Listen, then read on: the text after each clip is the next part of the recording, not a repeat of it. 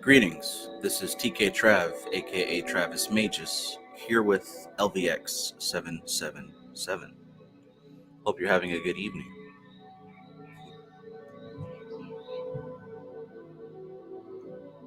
What a special time that we are in. The energy is interesting, as usual, right? We're in the midst of another shift, which hopefully you're used to by now, because these shifts are pretty frequent, multiple times a year. But it does help to be sensitive enough to be aware of when they happen. Nevertheless, we find ourselves in the midst of one right now, and I hope that you're able to navigate through it gracefully.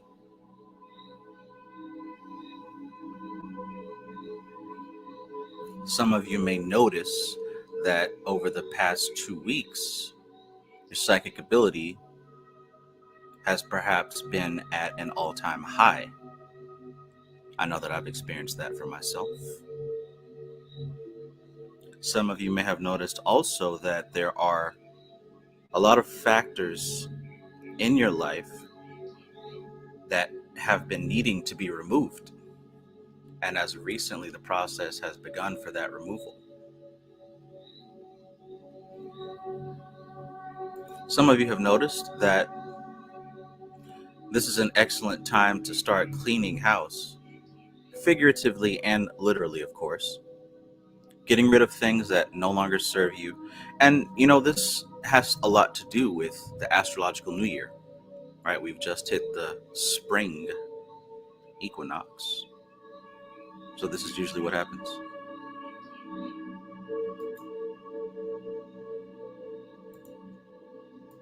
So welcome.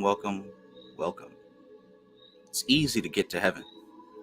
It's easy to get to heaven. That's what kind of time we're on.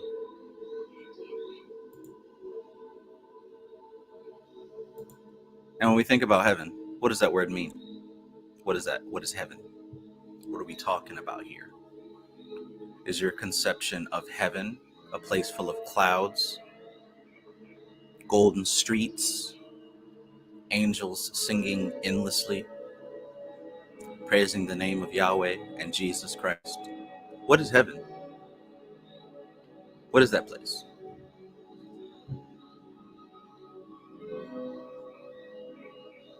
Peace to all my homies. J Bald Hale, peace. 40 Shot Kosher Cover, peace. Elisha, eternal, peace. It's been a minute. It's been a little minute. Al Din, peace. Oath, peace and greetings. MC Maestro, peace, my brother. Richard Tracy, peace, my brother. Al Dickey, peace, my brother. Fat Tony, welcome to your first live stream. I've been seeing you in the comments, man. You've been tackling the entire mystical Kabbalah in a straight 48-hour binge. I'll have to congratulate you on your dedication there. It's pretty impressive, and stick with it. If I do say so myself, that has got to be the best book on the Kabbalah that I've read, and I've read a few of them. Though none of them come close to mystical Kabbalah, except maybe Ladder of Lights. Ladder of Lights comes close. Both are awesome, right?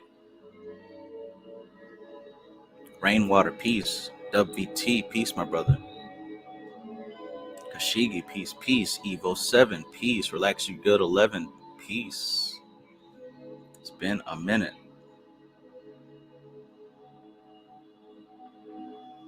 So yeah, it's easy to get to heaven.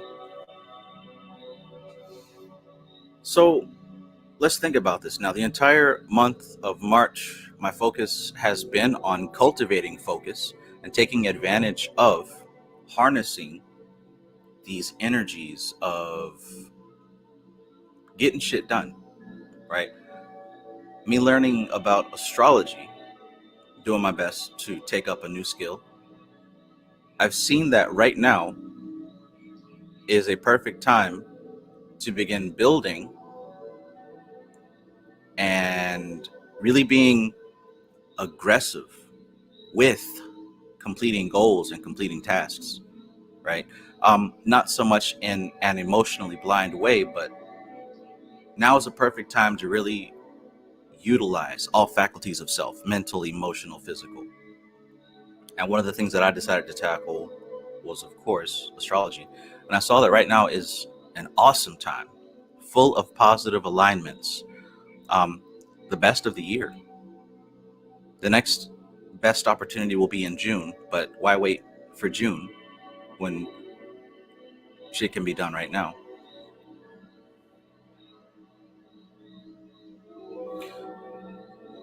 So in that process, I started looking into NLP a lot more, and about how that can help with cultivating, harnessing, and anchoring this focus.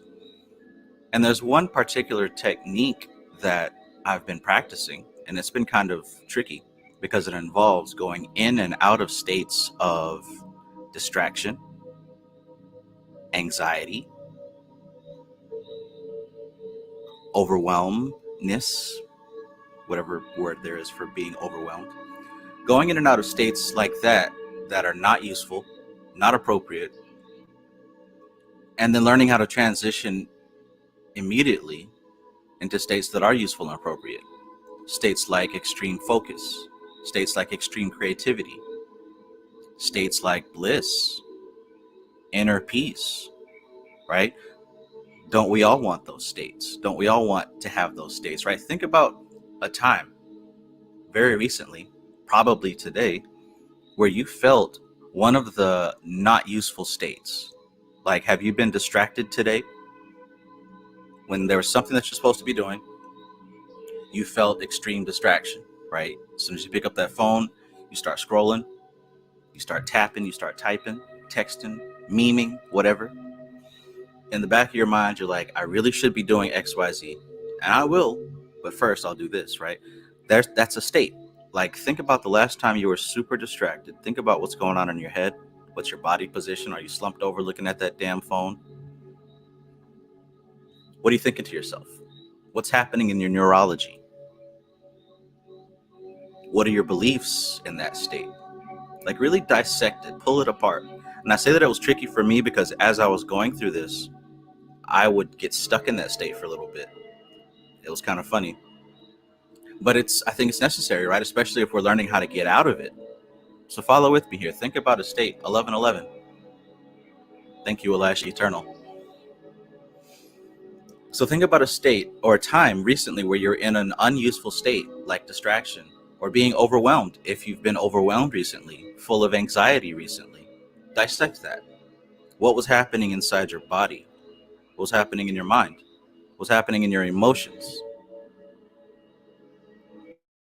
I want you to take the time to pick a state, especially if it's happened recently. Peace, Philip. Philip says, having a hard day today. Thank you for being here. Thank you for continuing to be here. It gets rough, but it also gets great. Keep going. Philip says, anger, frustration, blame, disgust. Awesome. Awesome. So, like, really think about a recent state. Unpack that, right? So we take that, right? You had plenty of time to do that. Now let's think about another state. Think about a state that you'd rather have in those moments. For example, me being very distracted, what I'd rather have is being locked in, right? Having a waterproof, watertight focus, being able to zoom in to the task at hand and to not let anything deter me from what I'm doing. Think about a state that you'd rather have, right? Instead of anger, frustration, instead of depression, think about a state that you'd rather have in that particular moment. Maybe you'd just rather be at a state of inner peace, where you can think clearly, where you can breathe clearly, where you don't feel burdened, but instead you feel light, you feel free, right? Peace, Anamali. For those of you who feel like you might need a little bit of extra help, what's the state that you would be in if you had that extra help, right? Now listen, if you watch my videos, you know that I'm not just yapping here. This ties into a lot of things especially manifestation. So if you're somebody who has difficulty manifesting, if you believe that, then perhaps you should follow along with this exercise. So imagine if, like, you are having the things that you desire in life. Imagine being in the situation that you desire in life. What's that state like? What are you doing in your physical body? What are you doing in your mind? What are you believing about the world in that state?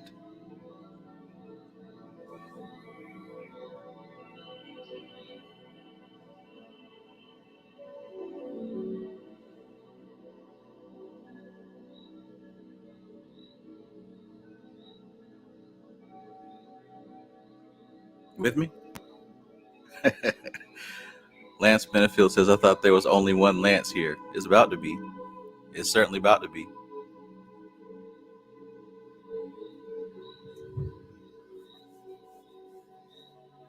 All right, so I trust that you're following this exercise. You've got this state that doesn't serve you. It's not useful. It's not appropriate. You've also got this state that does serve you, that you'd rather be in. Two completely opposite states. You have that locked in? Excellent. Because you're brilliant. There's a lot of dumbass people on the internet. And for the 99% part, that does not include any of you, we get the occasional bot. But I don't even think that they're real people. All right, so now that you've got those two states, how easy is it to jump from one to the other? How easy is it to be extremely distracted and then jumping into being locked in and focused? How easy is it to be angry, pissed off at the world, and then jump into being blissful, non-attached? There are no enemies. It's not easy. Damn near impossible. Because when you're in that negative state, your body doesn't want to move out of it, even though your mind does. It's very difficult.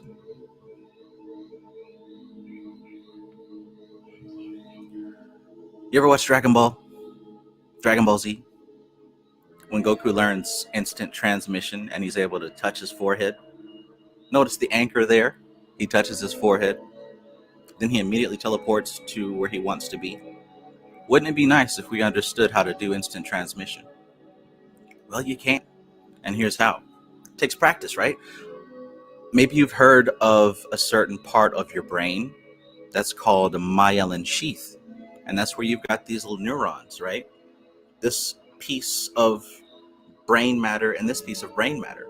Whenever you think certain thoughts and experience certain emotions, this piece of the brain sends electricity over here, and that pathway is established.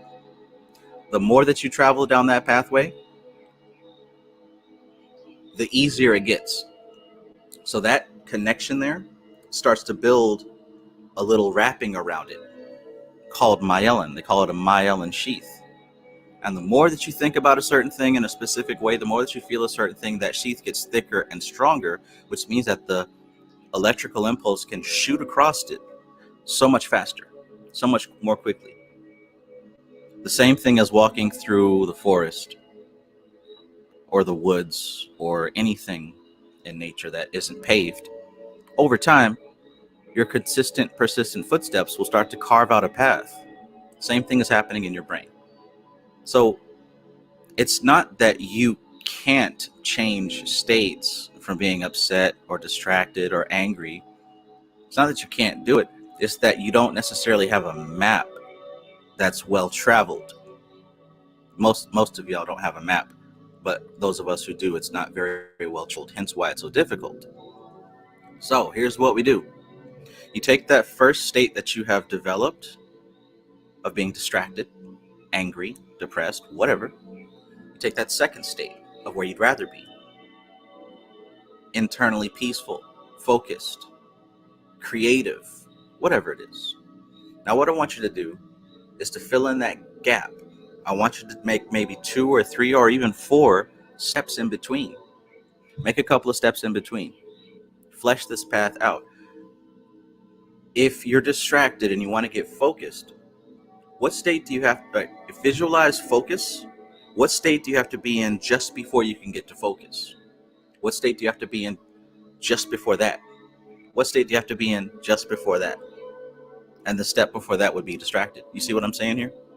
To me, this sounds easy, but let me know if this is confusing to you at all.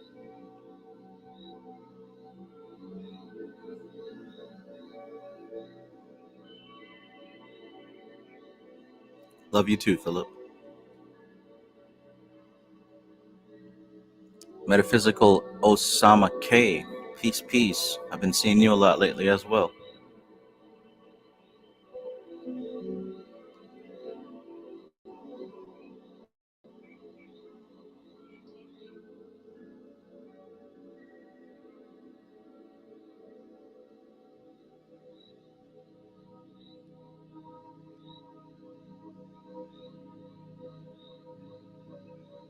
Lance Benefield says, I daily replace my anger and frustration with a cool moment of love generating from my heart to my environment, like the Care Bears.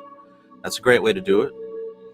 And, it sounds like you have established a path. But for the other people who haven't necessarily established a path to jump into it like that, this is a good way of doing it by establishing in between steps. It's hard to shift states dramatically for anybody, right? Go get pissed off about something and then try to do love and light immediately afterwards. You guys have heard of a book called Power versus Force, right? Yeah.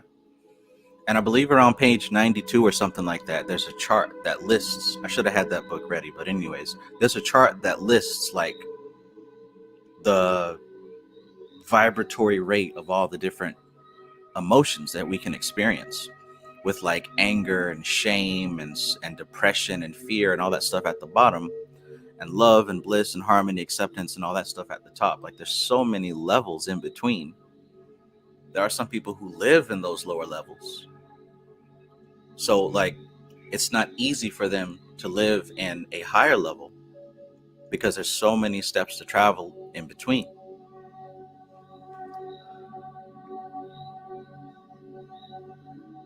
Anna Molly says, I understand, but it does sound a bit like how to draw a horse. Step 1, draw a circle. Step 2, draw a horse. Okay, that's fair. That's fair.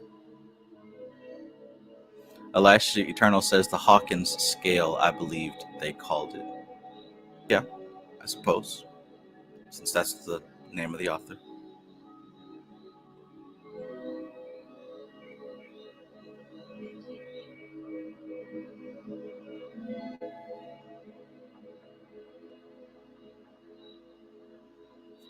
Okay, so like I said, you have taken the time to clarify the first step, which is the step that is not useful and inappropriate for what you're trying to do. In my example, it's extreme distraction. So when I ask you to think about these states, I want you to really get into what creates the state, which means, what are you seeing when you're in that state? What are you feeling when you're in that state? Where are you feeling it? What thoughts are running through your head? What do you believe about the world in that state? Really flesh it out, really unpack it. The next step I want you to do is go to the end of the puzzle. What state would you rather be in that particular moment? Do the same thing, flesh it out.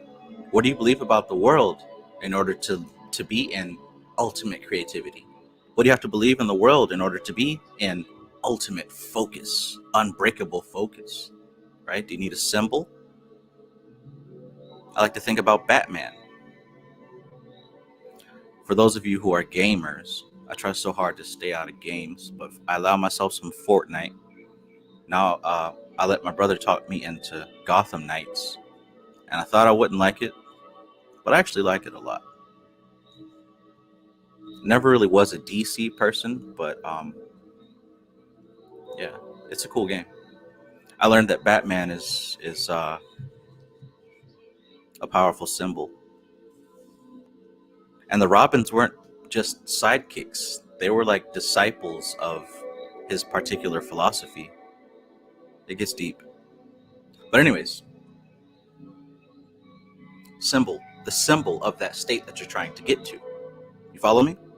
So now that we've got those two states, the beginning and the end, the premise here is that there is a path that has to be traveled. You can't just jump from one state to another efficiently, but what you can do is shift from one state to the next state, to the next state, to the next state, and then to your goal. Follow me so far?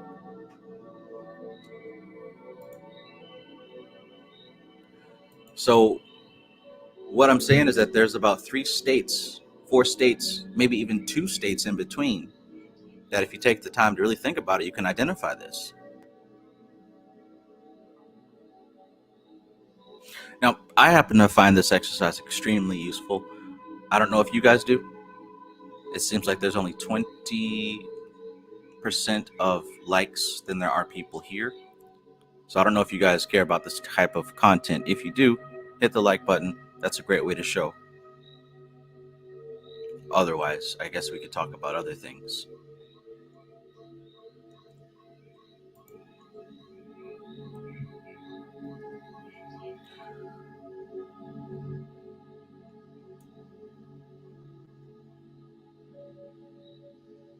Elisha Eternal says getting an image of a relay race. That's a perfect metaphor. That's a perfect metaphor because you have to transfer the baton from one to the next to the next. If that's what comes to mind for you, if that's what comes out of your subconscious, I say keep that and use that. In fact, you can stop right there.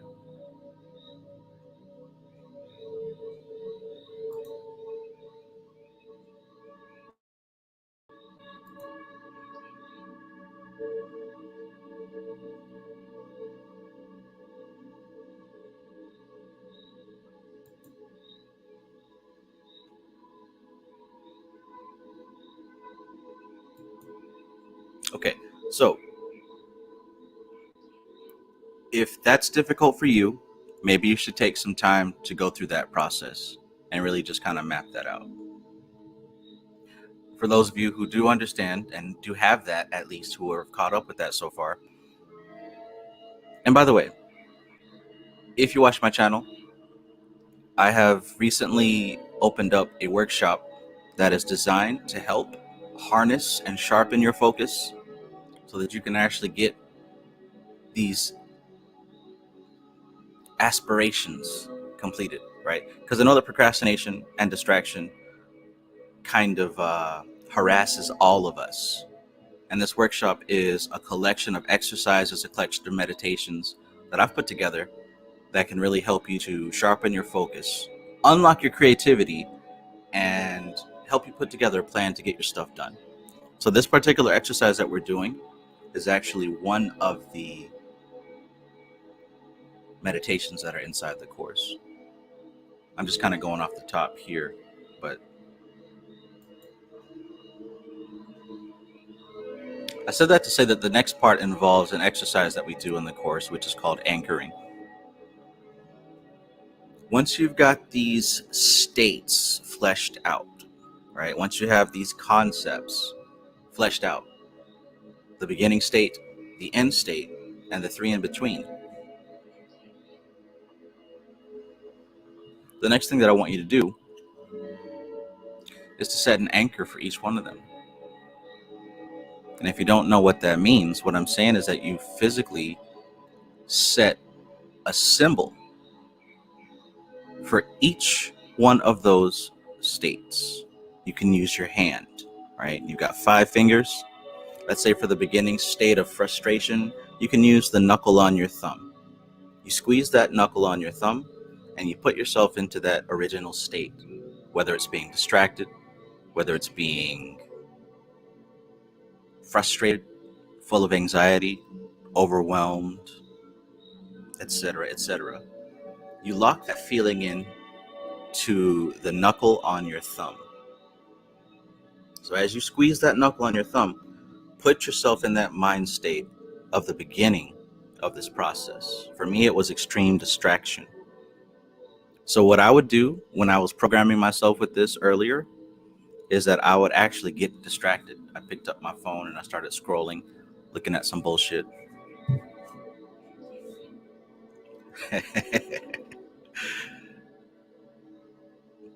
It took me a little while because I would actually get distracted.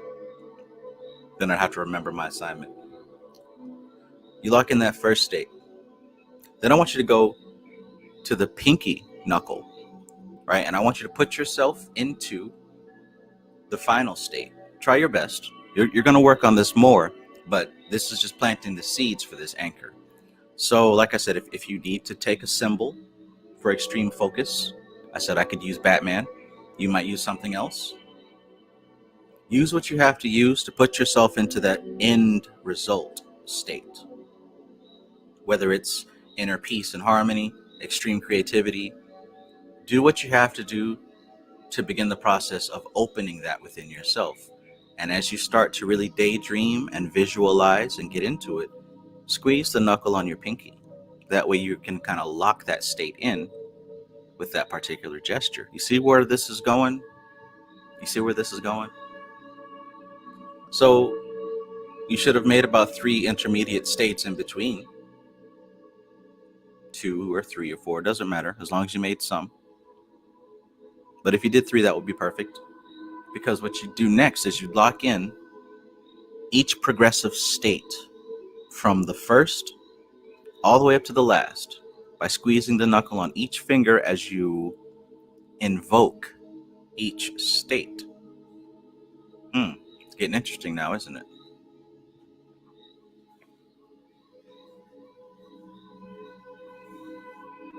Elisha Eternal says, I just realized subconsciously I do that. I start snapping when I get distracted. Exactly. I do something very similar. I have a few different triggers that I use when I become aware that I'm distracted.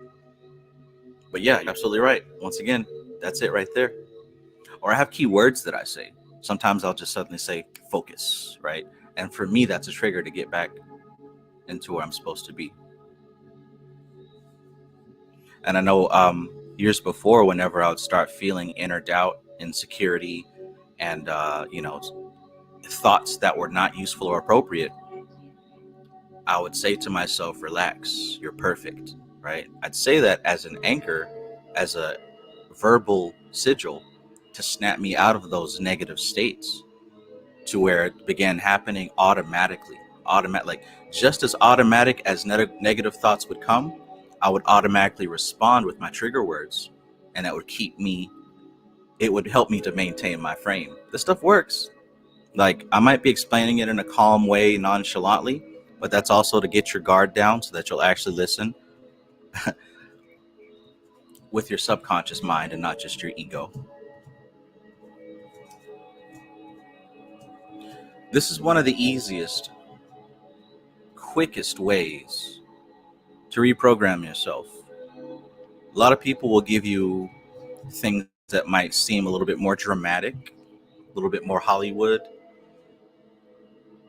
But I tell you, when it comes to dealing with a mega structure, the simplest changes stand the test of time. The super complex shit, you start forgetting steps, you start getting confused, you start not wanting to do this, that, and the third. But when it's really practical and really simple, it's easy to remember in the heat of the moment. It's easy to get to heaven once you know the pathway to get there. Uh-oh.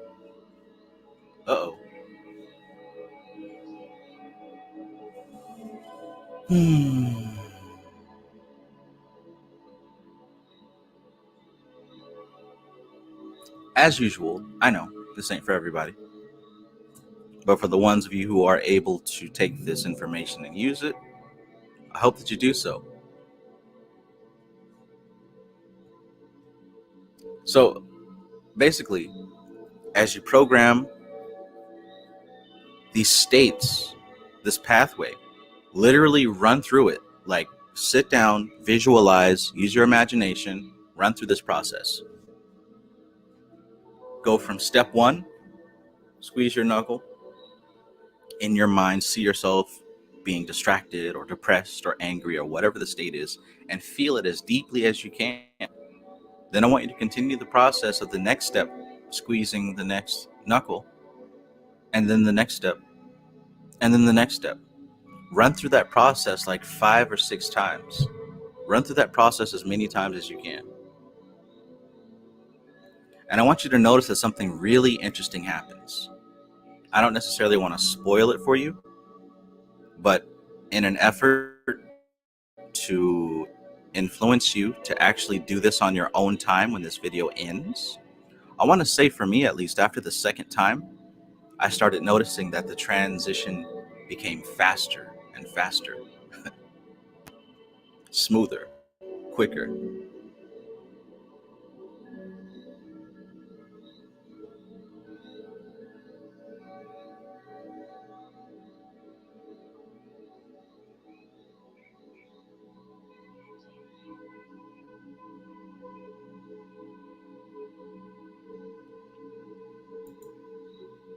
But this isn't something for you to just think about. Like, you have to do this exercise in order for you to see how legit it is. As with any of the exercises that I recommend. But this one in particular, it's very easy because you're naturally going to go into these states. You're naturally going to get anxious, distracted, angry. Whatever the negative state is that you chose as your beginning point, you don't need help getting there. You know how to navigate to that state rather easily.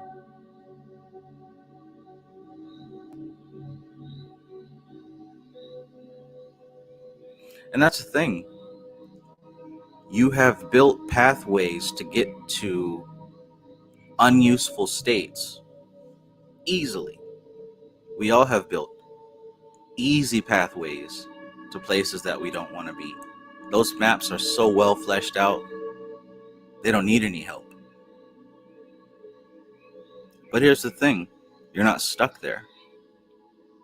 If you know the end result, you can map yourself to a new place. You can map yourself to a new place. And once you know the directions by heart, you won't need a GPS. You can just take yourself there. The same way that you take yourself to Pissed Off Avenue. The same way that you take yourself to Distracted Boulevard. Because some of these states are actually slippery rabbit holes to another state that's even more useless.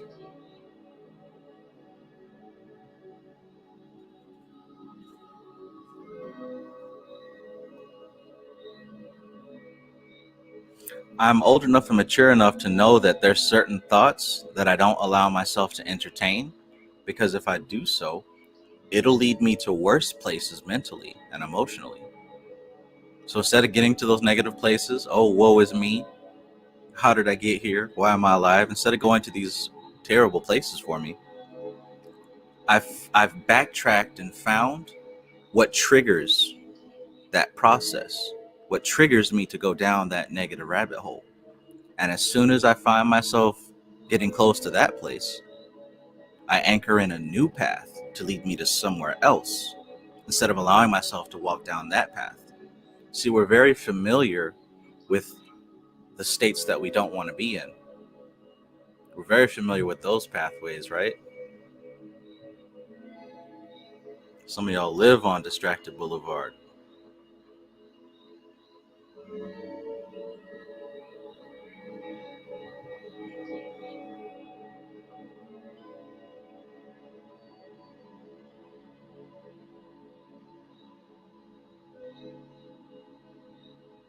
Peace, Amar.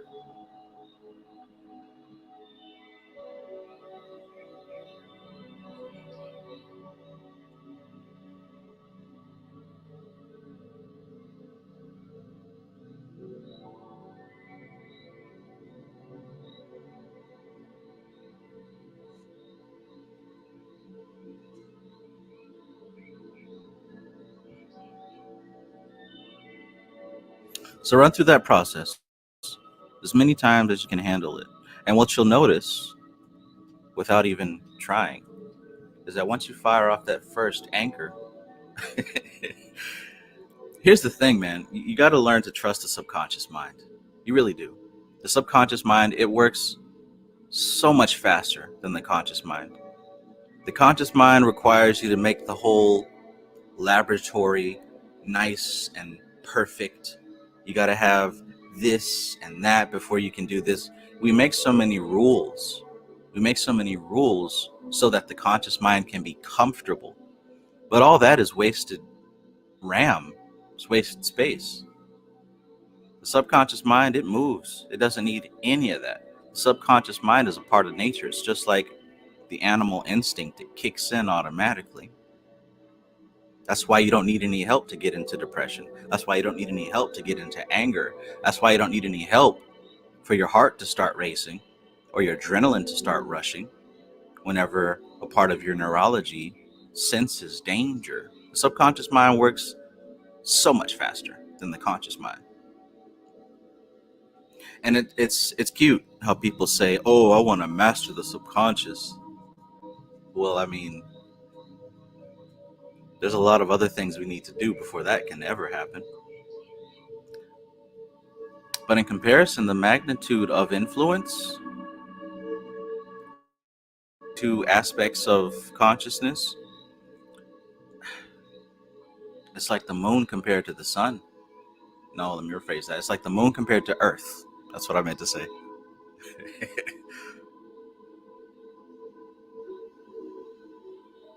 And then compared to the unconscious would probably be like the moon to the sun. But what I'm saying here is that instead of talking a very nice talk about how to be positive and how to live a positive lifestyle and how to shift from being negative, instead of very nice words and language for the conscious mind to hear and say, oh yeah, I've got it, it's easier to show the subconscious mind pictures, images, feelings, right? It's easier to feed the subconscious mind in the language that it desires to, in the language that it reacts to, not even desires, right? The subconscious mind reacts to images, to scenarios. That's what we've been doing before we even incarnated in a body. Make believe, daydream, imagination. This is how we communicate between the subconscious and the conscious. That's in the manifest. That's why certain meditations are so powerful, because certain meditations utilize symbology, which is the language of the subconscious. How do you get to heaven?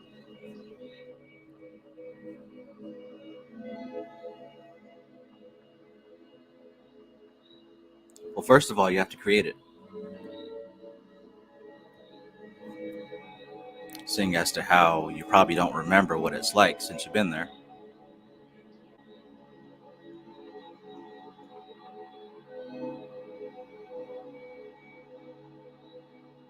Ryan Lane says, what's your biggest tip trying to astral project for the first time?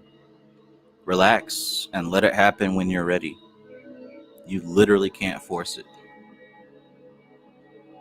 But you can prepare.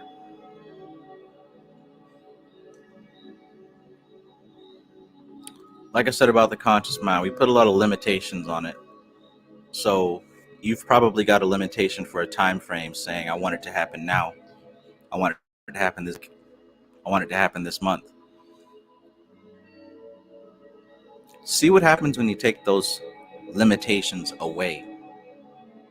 Think about a cow grazing in its land, enclosed in a fence. It's got so much grass to eat within those gates. And there's so much more grass on the other side of those gates. So much more grass. Some of it's greener, some of it's not. But there's more grass. But that cow won't be able to taste it as long as those fences are there. And the fences probably have a great intention. I'm sure they do.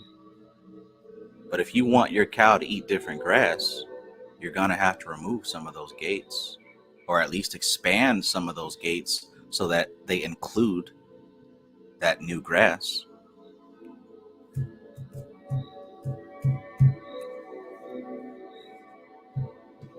Ja Woke Vids says heaven is being grateful. And what else is heaven? And what else?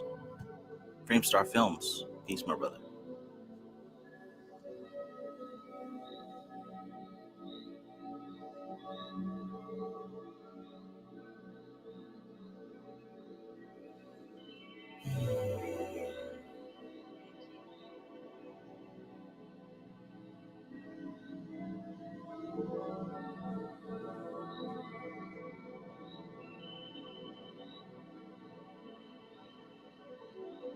So speaking of these gates and cows and grass, how do you imagine something that you haven't experienced? Or the correct wording is, how do you imagine something that you don't remember? Heaven is the natural state of existence. What we call heaven is the natural state of consciousness, the natural abode of consciousness, right? That's where we're from. That's where we've been. That's where we're going back to. This experience of incarnation really has nothing to do with it. Nothing to do with it. It may, yeah, it's got nothing to do with it. I was going to say it may delay or speed up how often you return, but time is only a consequence of material existence. Outside of this body, what's the Bible say, right? Those of y'all Christians that keep popping in here spitting Bible verses, what's the Bible say about? It says that when the spirit is separate from the body, it is present with God, right? It says when the spirit is separate from the body, it's present from God. The second chamber, peace. Correct me if I got that quote wrong. The second chamber. When the spirit is separate from the body, it's present with the Lord. Now, when is the spirit separate from the body? Anybody? Can anybody answer that? You don't have to have read the Bible to know that answer.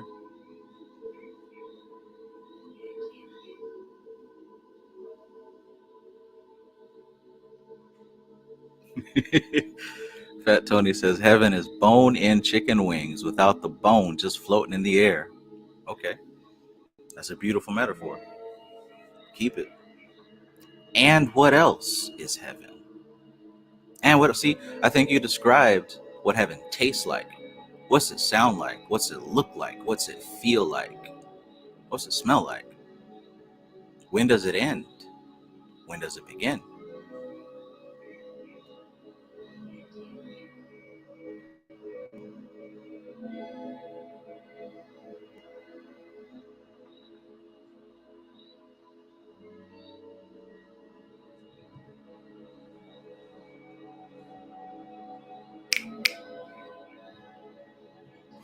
All right, so here's the big thing. Here's the big thing. What I've learned from doing certain meditations over years and years. I showed this book, Tattwa Shuddhi. I hope that you get it, and if you have it, I hope that you're still doing the meditations from when the first time that you heard about this book or about this book. Seriously, this is like the only set of meditations that I have been doing consistently from day one that I found it. What I can say is that number one, you've got to build something about heaven, right? And it's not building heaven per se. It's not constructing it mentally, right? It's not specifically saying, I want the bone-in chicken wings and the golden clouds and the golden streets and titties bouncing everywhere. Like, it's not constructing specifically what you're seeing. You're doing something different here. What you're actually doing is you're creating a space where you allow the unconscious to fill in the gaps. In other words, what you're doing is you're admitting that you don't know, you have no idea. In fact, you accept that you cannot know. Yet you still leave the option open.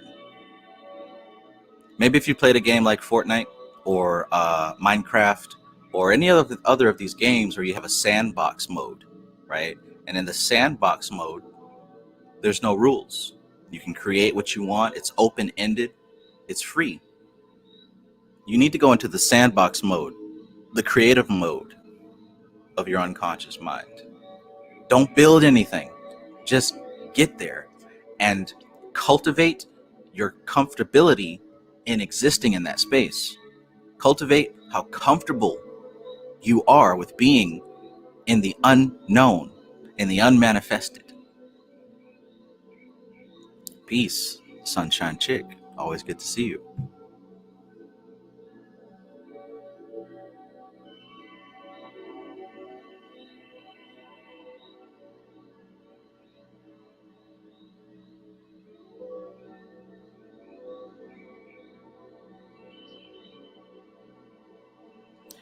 Okay, and I'm going to say this also, like, two books, that I flash all the time for good reason, right? I'm not getting no money off of it.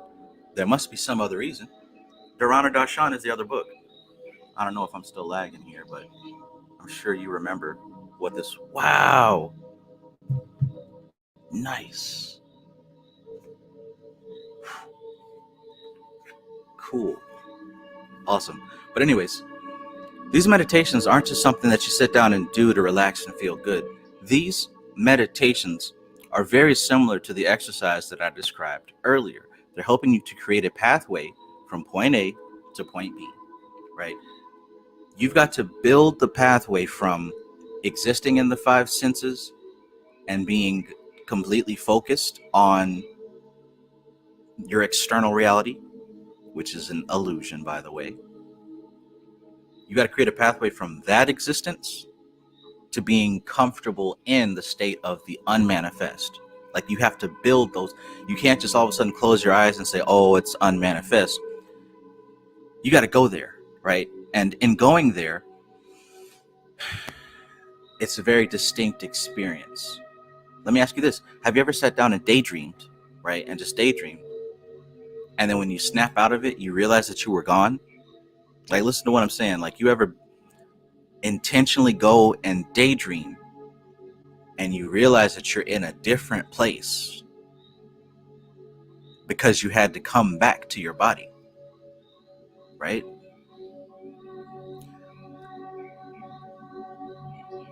Meditation is a practice. It's a practice in being able to do that intentionally, to be able to intentionally detach from the senses, to intentionally take your awareness inside.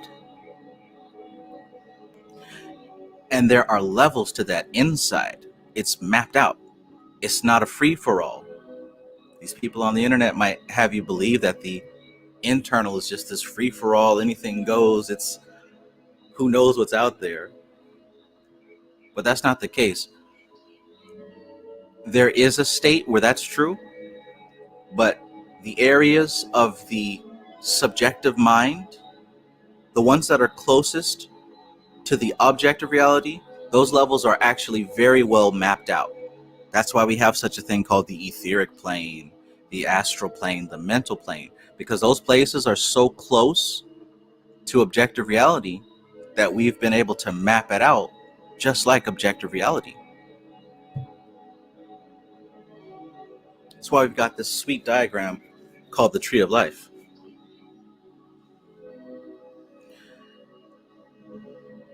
And this is information handed down to you, not so that you can manifest a car or house or some stank ass other person.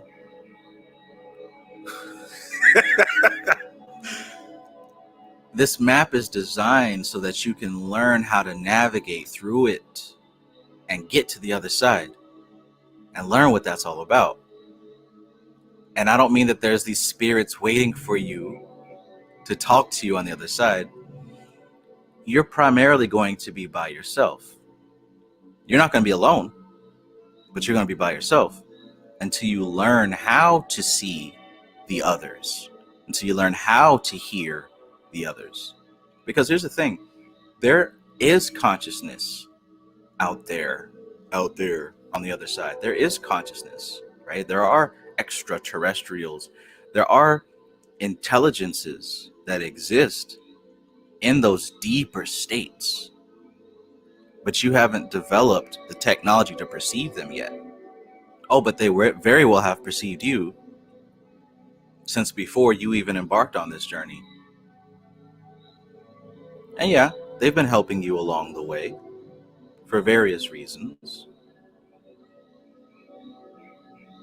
But they're probably not going to be anything that you see on a TikTok video, right? It's probably not going to be Arcturians and Pleiadians and reptilians. With these things being in the unmanifest sector of reality, they're very likely going to be something that is not very easy to make a TikTok video about. Oh, but they're there.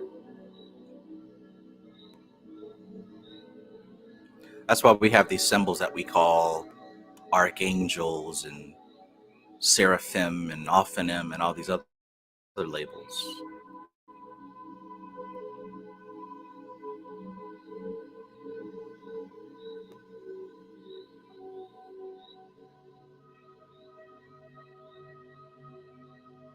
Lasange Descote, peace.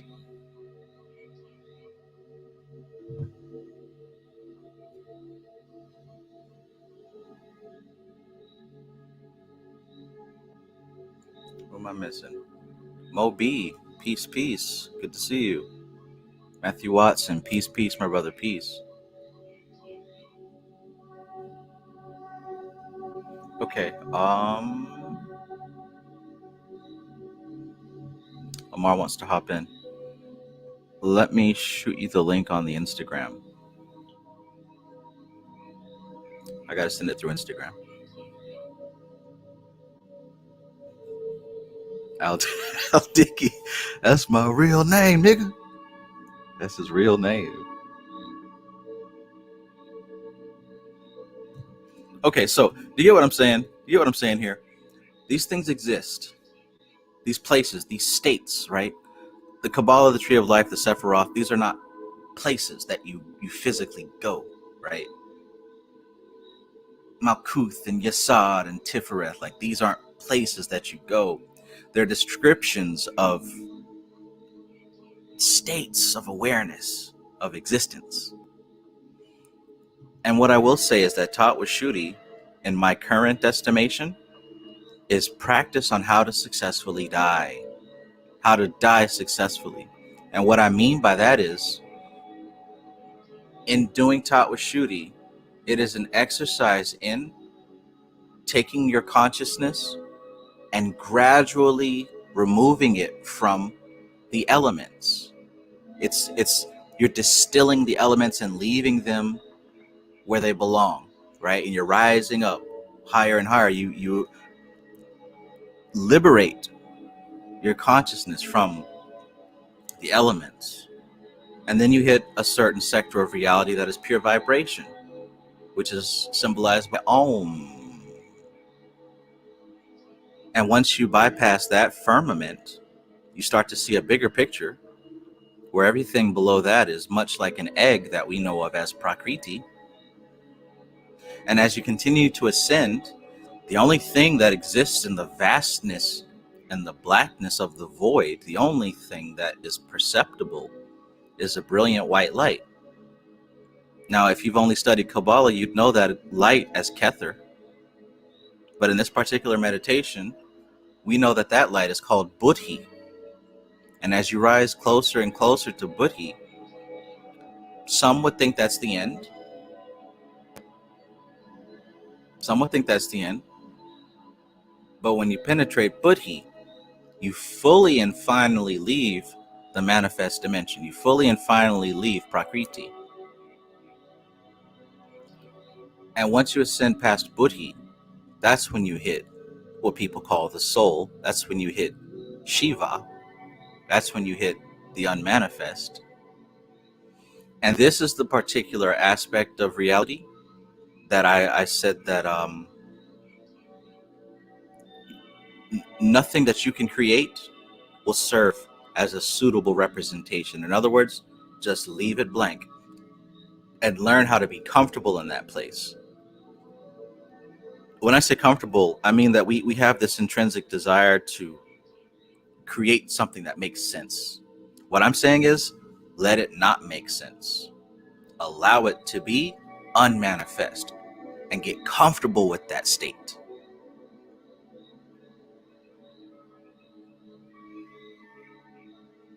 I say this because a lot of people may say that they understand how this stuff works, but I don't believe that they're telling the truth. I don't believe that they're telling the truth, because those states of the unmanifest, they're very difficult to describe or explain in human terms, right? But they have certain things that represent them. Those are much easier to perceive. We can call those dimensions, gods, deities, whatever. And even that's very difficult for some people to grasp. So what has been done is that symbols have been created that represent those levels. Symbols have been created that represent these levels, that represent aspects of the unmanifest. And those of us who practice understand that we utilize those symbols to tap into those levels, to tap into the unmanifest. But if you stop in that process before the unmanifest is reached, you're still in the illusion. That's why I just mentioned that step-by-step process of Tattwa Shuddhi and how it is practice for dying successfully, practice for liberating the soul from the physical body. If you haven't made it all the way through, you're still in the matrix, right? You're still in Prakriti. There's different ways out for sure. But I tell you what, she gave us a solid pathway in that book.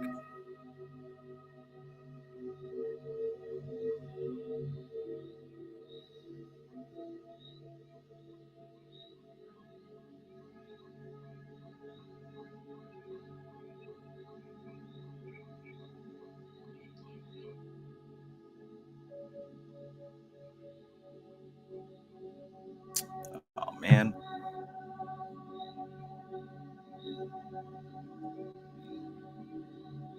So in doing this practice of Tattwa Shuddhi, or one of the many practices in the book Dharana Darshan, you'll start to learn that there are existences beyond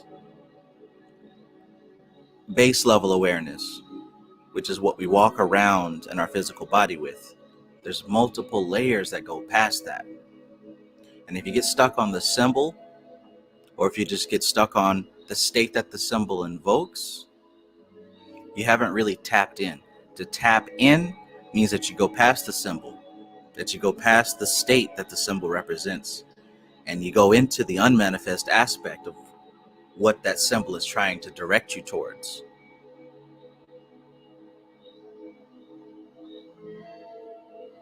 Check.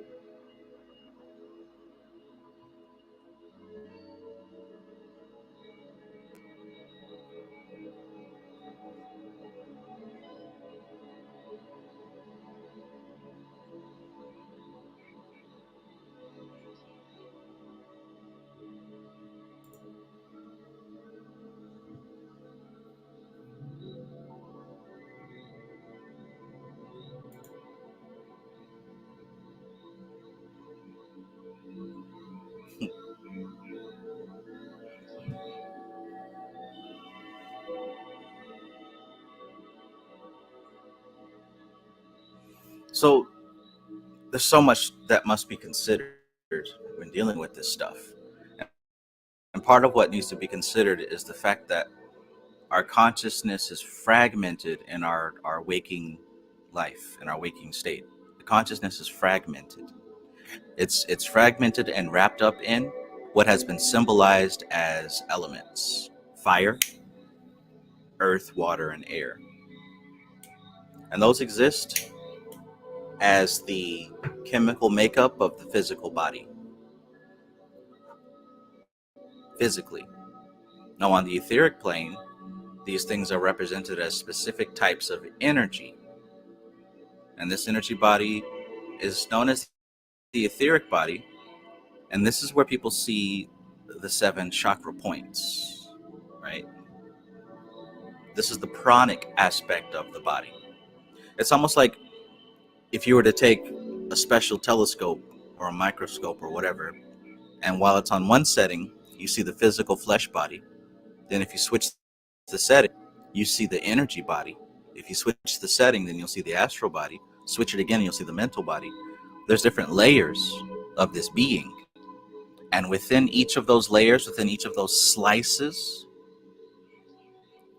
are retained fragments of the consciousness. That's why you have the conscious mind, the subconscious mind, and the unconscious mind.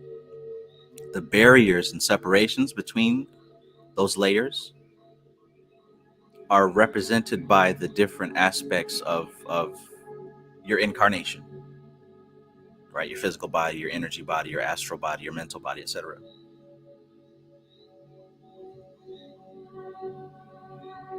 Peace, your nation under God. Your nation under God says, hey, Travis, it was me who sent the 2 monsters. Cash App. Great work, my guy. Paying occult tuition. Appreciate you, bro. I got one right here.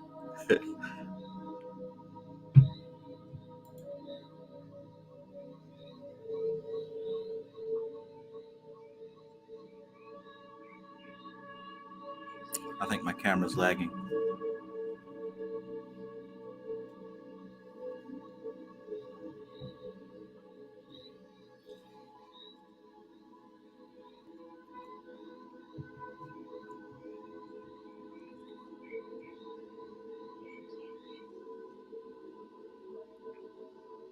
Oh, I think we're good now. Monster for the win.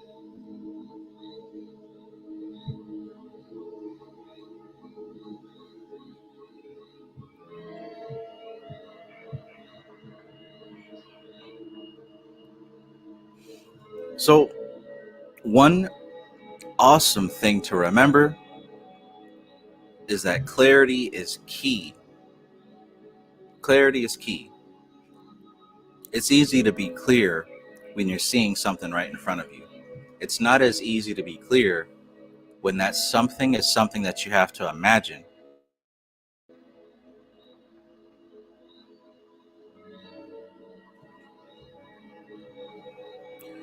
Just like in the real world, when you want to go from one point to the other, this also works emotionally.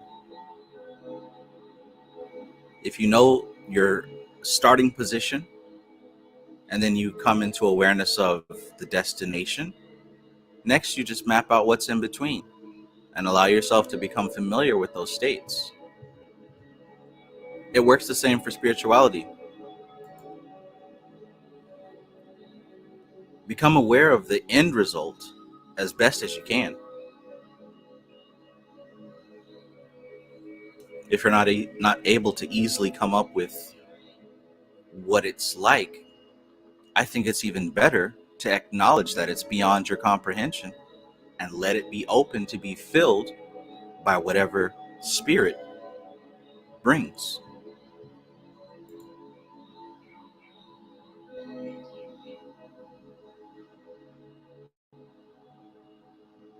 Let me know how this translates to you in the chat. Just Ridiculing Curriculum says, how would you define spirituality? I've been pondering this. And what did you come up with while you were pondering?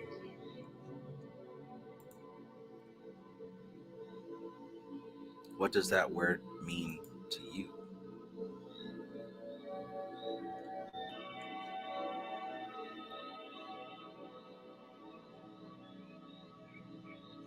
All right, well, the camera's lagging, but as long as the microphone works, that's what's important.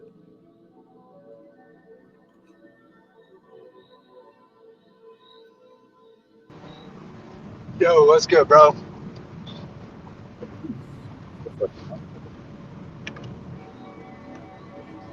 Can you hear me? Yeah, is my audio coming in? Cause I'm driving right now, so it might be messed up. It's coming through. I can hear you. Oh, okay, cool.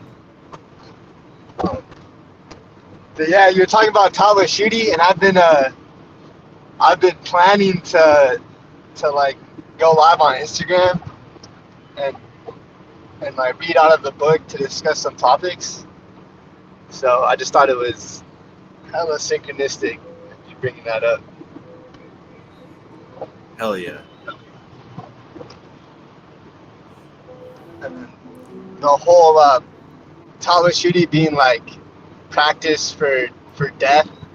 I definitely like since you showed us that book like it had to be 3 years ago, 4 years ago, maybe like 3-4 years ago when you showed it to us. I've had it since then, but I've been doing the practices, um, and now the practice has really transformed to be like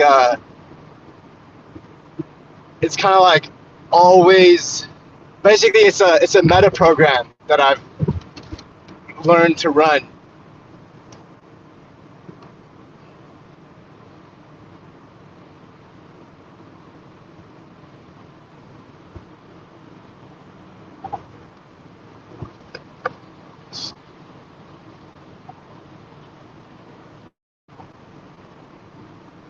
Damn, I think my I can't hear. I think my shit might be messed up.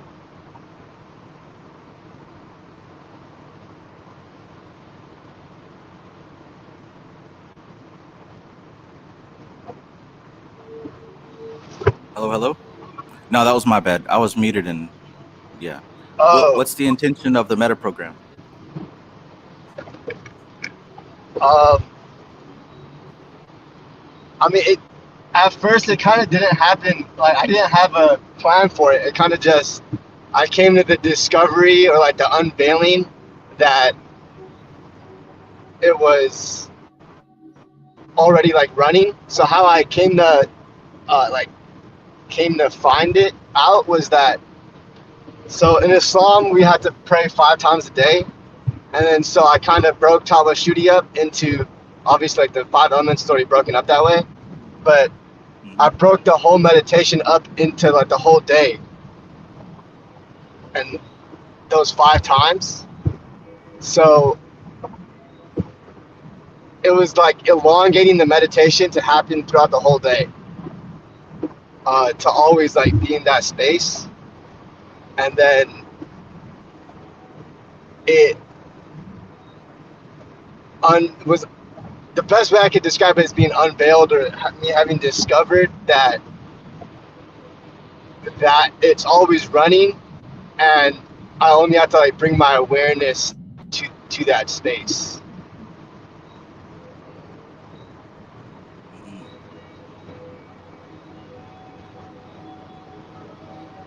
And how do you find that works for you compared to how you were doing it originally? Originally, I started doing it with the nakshatras. So like whatever nakshatra was going on. Like today, like right now it's Vishaka. So I'd be kind of like incorporating the nakshatras into it. The difference, the question was, what's the difference between them? Yeah, what have you observed different from doing it the way you're doing it now compared to how you did it originally? The difference is that originally when I was doing it, I find myself in a space, but only at the time of that I was doing the meditation and maybe like a little bit afterwards, but it kind of wear off. And now I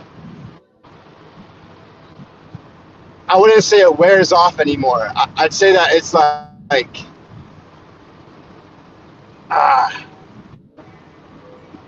yeah, it just doesn't wear off, but it might be lessened, but it's always there.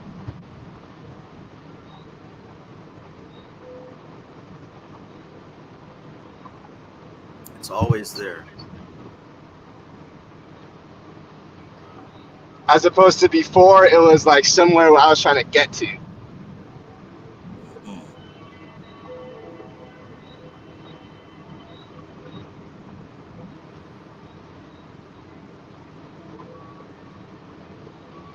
Trying to get to, always there.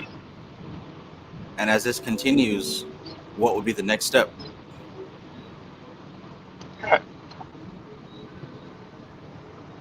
Next step.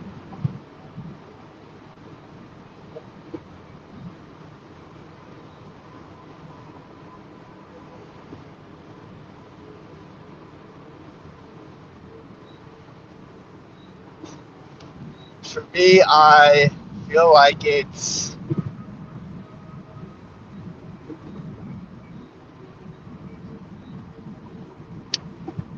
more I don't know if there is a next step. There may be like a place, like a space for me to create a next step, but I think that I want to like marinate in that unmanifest more.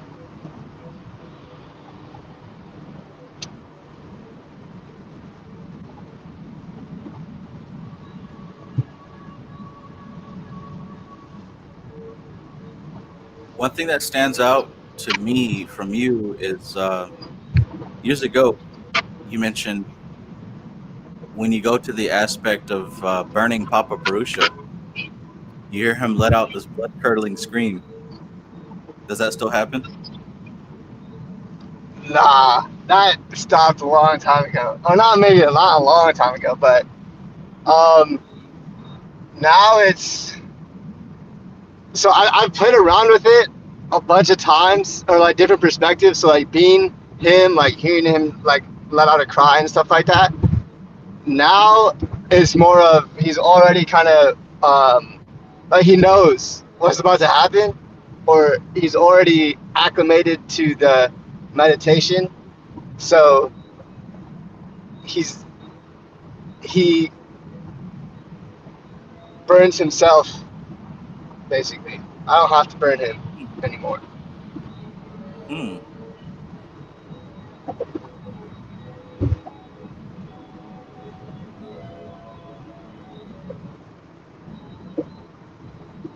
And when I first started, so she says that you could do it from the perspective of the Devi, like becoming the Devi, or Papa Purusha. And so when I first started, I'm like, oh, obviously I'm about to be the Devi. Like, no way, like, ain't no way I'm doing it the other way. Um, but since then, I've done it both ways, and so I think that in the beginning, like doing it I guess the Devi path, um, it cleared shit out of the way for me to be able to like even basically like humble myself enough to do it from the other way, the other path.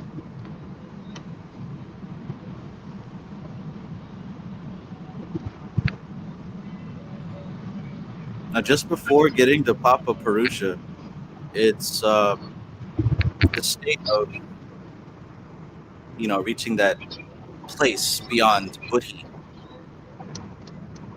You're familiar with that? Yeah, so after Buddhi, then Prakriti, and then Purusha. Like in between the Purusha and then imagining uh, Papa Purusha. Hmm. What's that? What's that Purusha level like to you?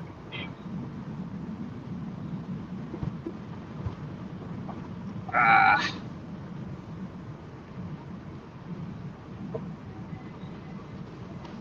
Okay, the best way I can explain it or put it into words would be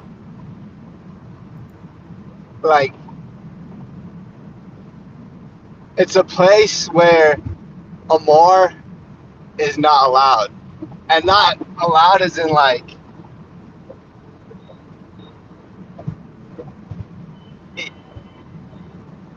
he just cannot exist on that plane.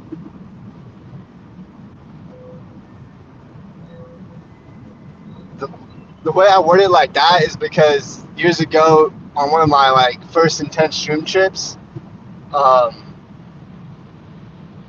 that was basically like there was a place where Amar couldn't go, and I was like going around in circles because I didn't understand that, and so that's the best way I can explain it. I remember you talking about that before. Yeah, that's been coming up a lot in my like bubbling up. Been more in more engrossed in that perspective. Kind of like living from that perspective, and then looking down at life and like at Amar.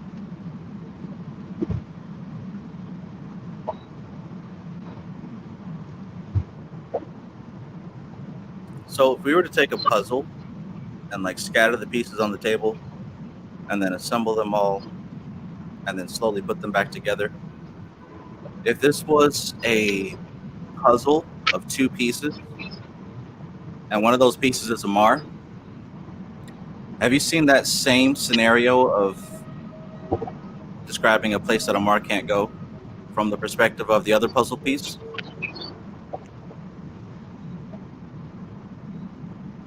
Well, okay, I think I still have to grasp the metaphor. So you're having two puzzle pieces, one's Amar,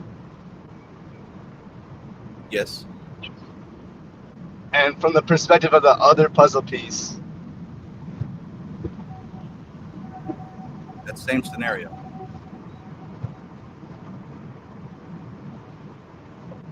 Amar can't go.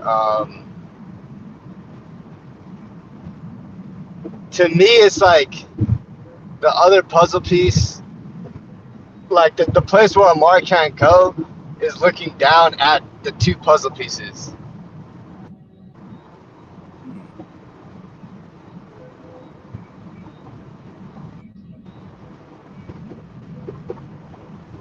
Looking down at the two puzzle pieces in the way that the containing box would, or in a different way? The containing, okay, looking down like the containing box. With most puzzles I've seen come in the box. Yeah. No, I just understand.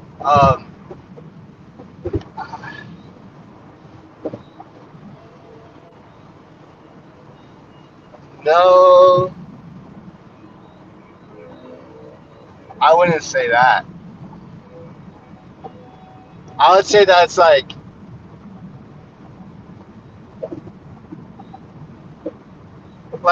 if it were like if there was a room and a table and then the containing box of the puzzle piece and the puzzle pieces inside, Mm-hmm. it's it can see all of that. So it could see that it could perceive the room, the table, the puzzle pieces, and all of that. But it's not part of it though.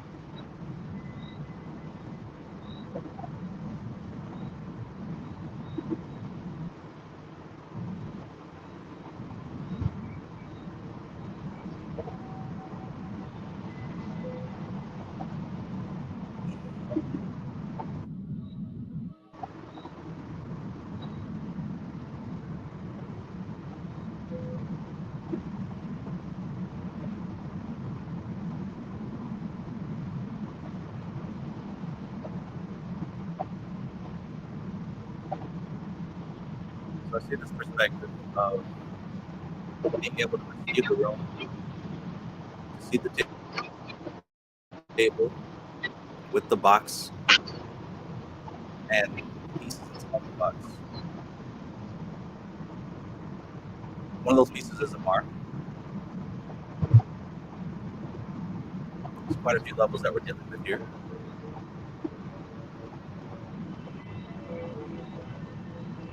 And this perspective that we're talking about came about from me asking you about the Purusha state, right? Yeah.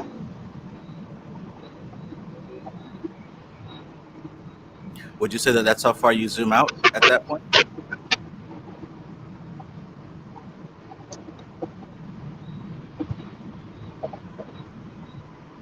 After the Purusha, are you still talking about the meditation, like after the Purusha state, or the metaphor? Oh, yeah, back to the Tattwa Shuddhi. Oh, okay.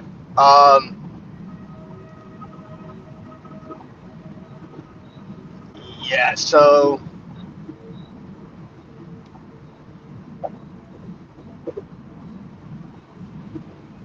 like as much as I can zoom out, there's always something that zooms out more.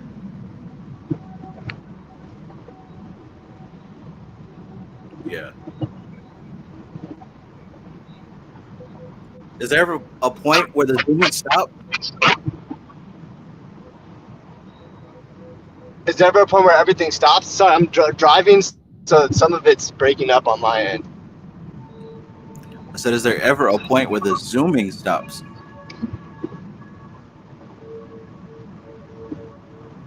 Yeah, I mean, it's for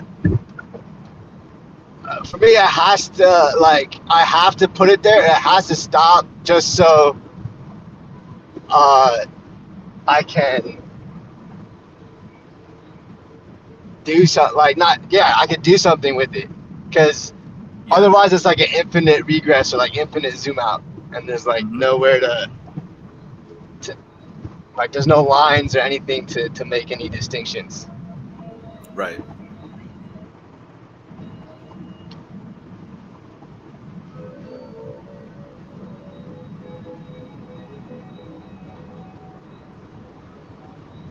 I think that's a very similar way to describe what I experienced at that point. When I find myself attempting to conceptualize, extending beyond objectivity, like completely, I also get that zooming out. You ever see like an animation where somebody might do like a sonar or like a scan of their environment, and you might see like a line tracing everything as it expands? Yeah, I can visualize what you're saying with the sonar. Yeah, like that sonar signal kind of just expanding out, tracing everything. When I Yeah, get to that point, I do that sometimes, and I just allow that tracing signal to expand infinitely and like just continue going until I can't see it anymore. In a way, I think what helps me to really conceptualize it is when I think about the barrier of my perception, like the extent of what I can imagine. I like to think of that sonar continuing out, and whatever is there is like being created on the spot, almost like a train with the railroad tracks that are laying out in front of it as it moves forward. You know what I mean? yeah. I'm seeing that. Maybe you reposted it on your story, but there was like a Fortnite scene of someone like doing that in game. Well, that's what I'm visualizing. Mm-hmm.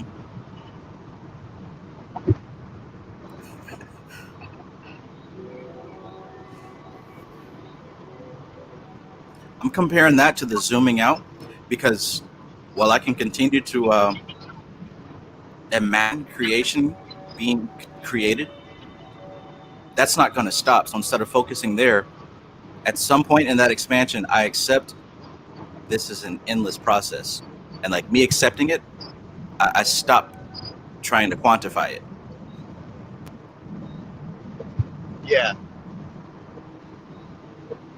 And I think that when I come to that point, when I actively stop trying to quantify it, in a way, it's almost like I'm trying to overload my logical mind with that.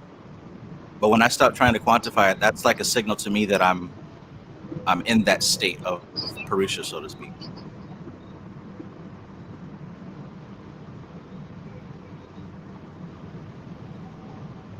Okay. So I think if I'm still trying to pay attention to the construction process, I'm still in the human mind, I think.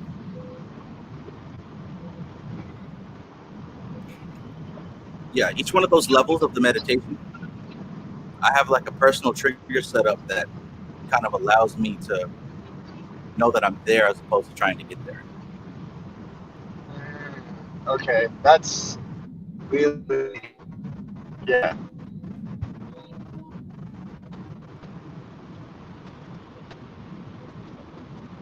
So otherwise, I'm just looking at pictures in my mind, right? Just letting a movie play, which is fine in the beginning, but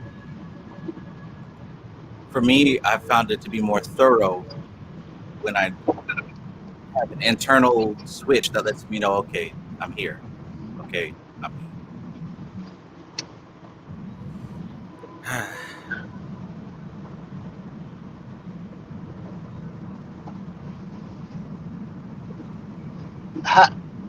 Do you ever like have a experience of um,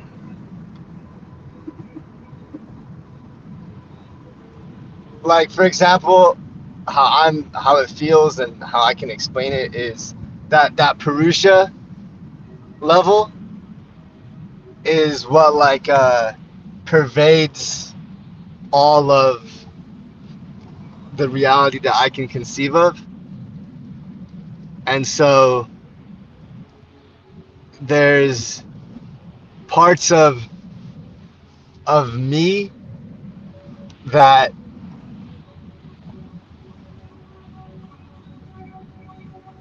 um,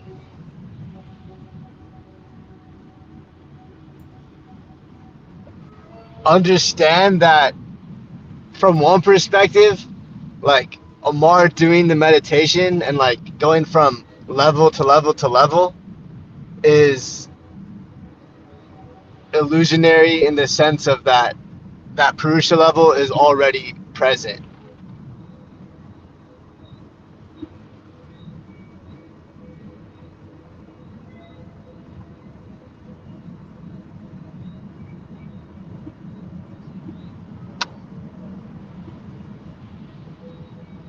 I can see that doing this process slowly throughout the day can help to anchor that awareness in.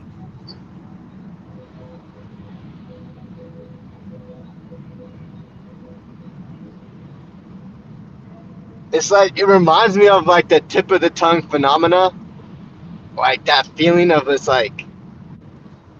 it's just like so close, like you could almost touch it, and then like that, but like expanded everywhere.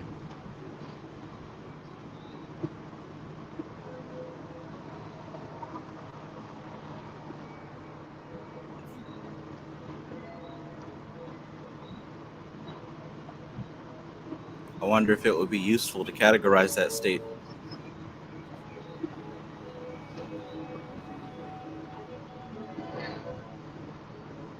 Yeah.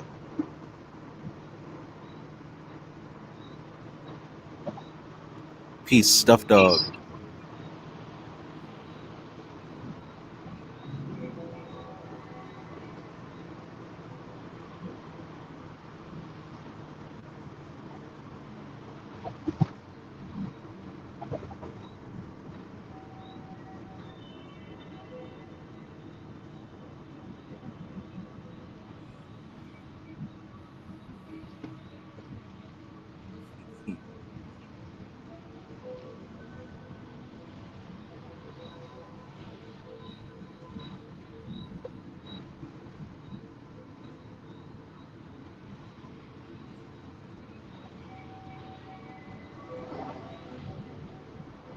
I had a good talk with Alora today, and I know that she's like probably the only other person that I know that does Tattwa Shuddhi consistently.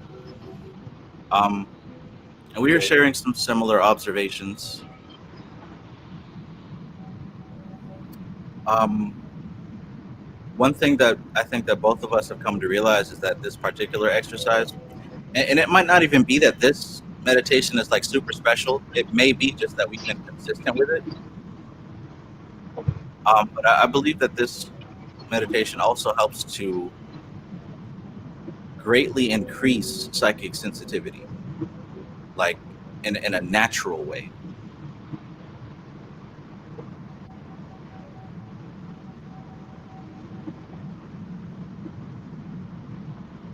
Yeah, I could definitely see that.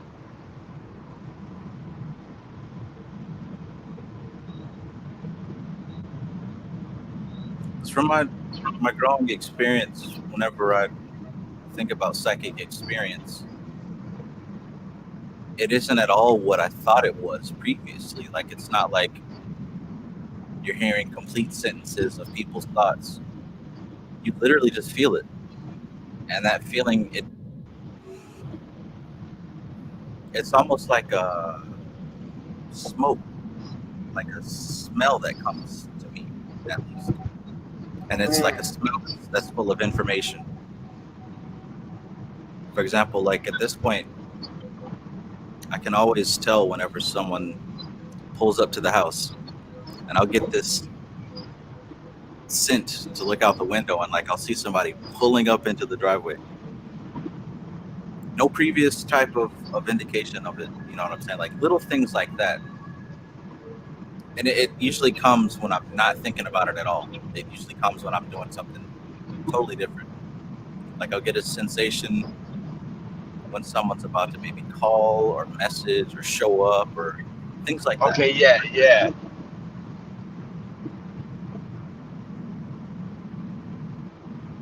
And would you say those things just like happen more frequently, or it's like you already like you have a like, well, as you described, like you have like a smell for it. So are those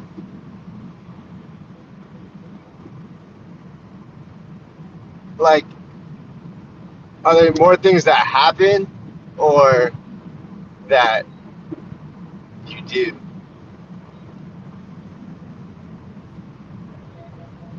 Are there more things that happen or what? Or like, does it happen, or do you do, or do you do it now? I don't think I do it on purpose anymore. Like I don't think there's a need for me to do it on purpose. Like the data just comes. It comes. Yeah. At this point in time, I don't really think I have the need to actively do anything that would be considered psychic. Yeah, I feel that.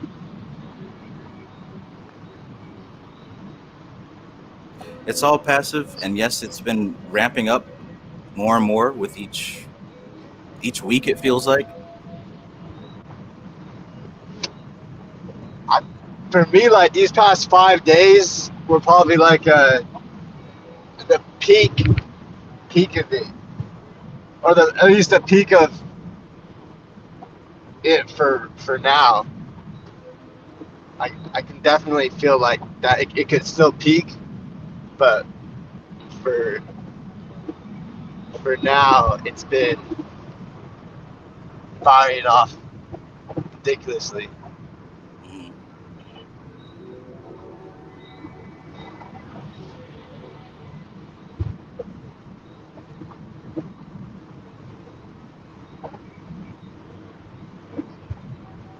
Oh, see, oh my fucking god, bro. That's exactly what I'm talking about.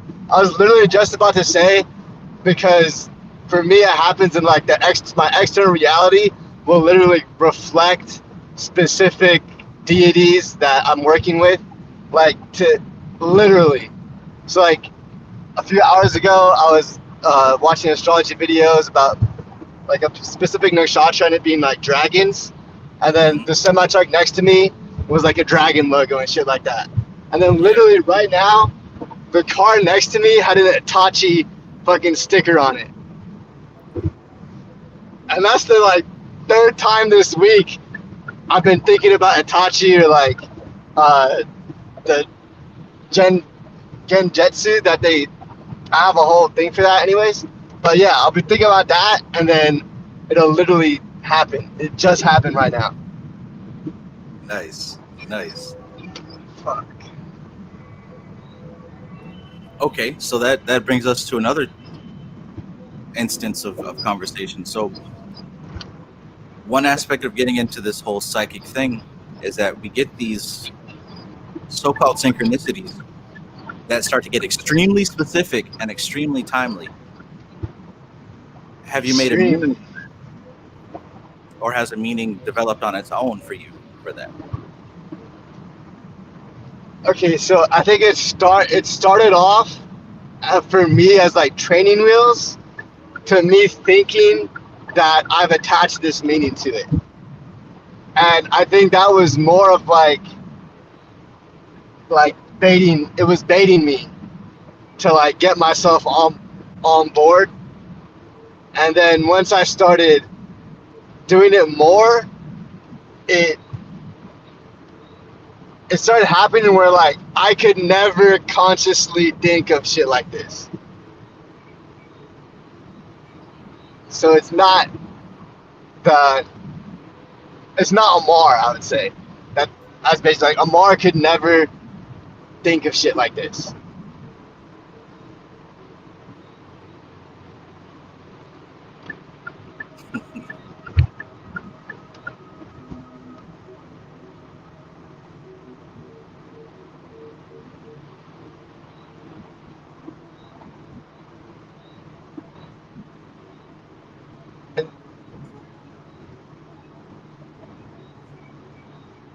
Yeah. Are these synchronicities useful and appropriate, or are they neutral, or something different altogether?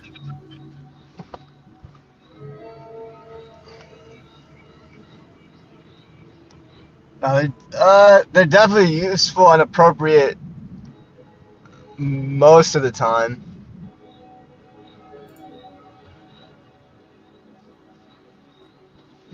I have to think about that more though. I think what I'm getting at is that I know for myself, and I know a lot of other people, start to generate a meaning for synchronicities that, oh, it means I'm going on the right track. Oh yeah, no, I feel I think that's how I started out, like what I was saying before, like kind of like training wheels, or another thought that comes is like mountain climbing, and then you have those like the plastic things that like help you go up the wall. Yeah. Kind of like those like handles for thought type of thing.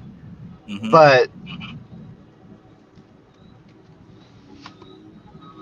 that's one of the distinctions. If that's one of the distinctions I make between like Amar thoughts and Mars thoughts, is that Amar would think like, oh yeah, I'm on the right track. But now it's like, it doesn't really mean right track to me anymore. There we go.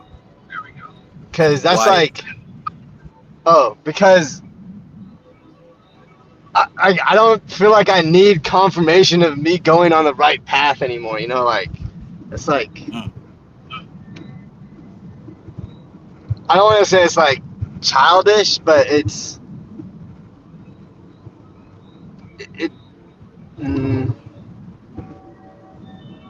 Well, I mean, think about it. Like, to even have that need to get confirmation, what would that indicate? yeah, exactly. It's like that you have a doubt or a lack of the confirmation. And it's bad enough will take away value judgment. It's its own set of insecurity to seek validation from other people, especially in matters that are very, very personal. But imagine even doing that when it's just you and so-called spirit. Talk about taking your humanity with you to where it doesn't belong, right? Yeah, exactly. Exactly. Because I think it's like if it happened enough times where it's like, okay, like that's why I kind of like, man, it's like using it for confirmation. I think that, I mean, these types of practices, you naturally, like, that may be like a starting point, or not a starting point, but like the need for confirmation might be a sign of something, but I just, it doesn't feel useful or appropriate anymore, basically, to like see it as confirmation. Yeah.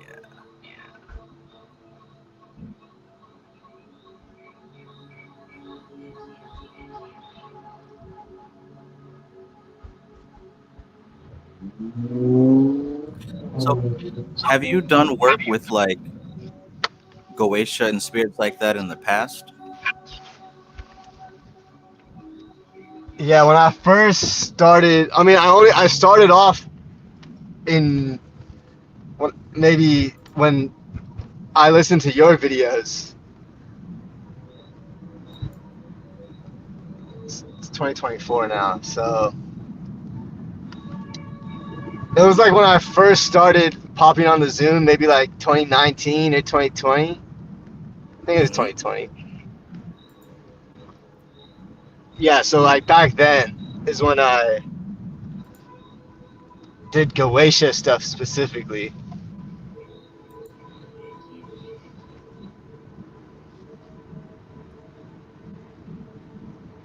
So, where you are now with your understanding, with your current understanding of how things work for you, could you see yourself still working with those type of spirits now? Specifically Goetia, because I'm like right now I think I'm immersed in Papa Legba uh, Okay. archetype. I don't think. I definitely am. Okay. Now, what's the distinction there? You said archetype, like in such a way that it differentiates. What did you mean by that? Cause I didn't want to keep it very like only Papa Legba and like screen out everything else that may not fit that. Just like the Papa Legba and the vibe that comes with that. So it's kind of like Papa Legba is kind of like a placeholder name Okay. in my point of view.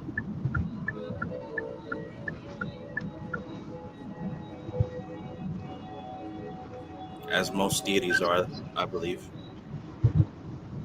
Yeah, I mean, what deity is not a placeholder, right? that's facts. Okay.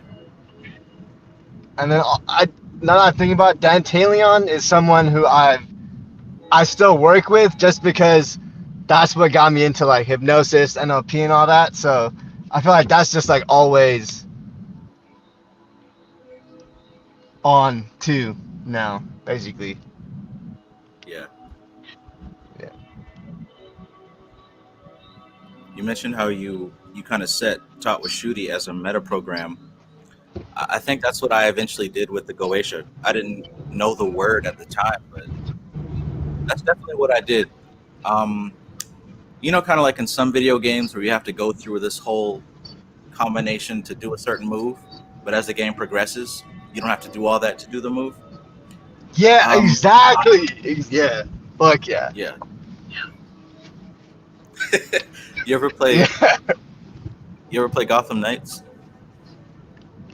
No, to be honest, I've only played a handful of games. Like the way my mind is basically I played WoW, but I like play like WoW was the only game I played, and then only PC game, and then I also played Halo. So I've only played Halo, WoW, and League, but League not even that much. So basically just Halo and WoW. Okay. And those are they're foundational in my work right now. So I use WoW and Halo symbols. Just Mars is partly both of them basically. Like Absolutely. Master Chief. Yeah. Shoot. If that ain't a hero archetype personified, I don't know what is. Yeah, but it gets the distinction between because there's Master Chief and then there's John, and they're different, but they're not. I mean, it's like Batman and Bruce Wayne. Yeah. Hmm.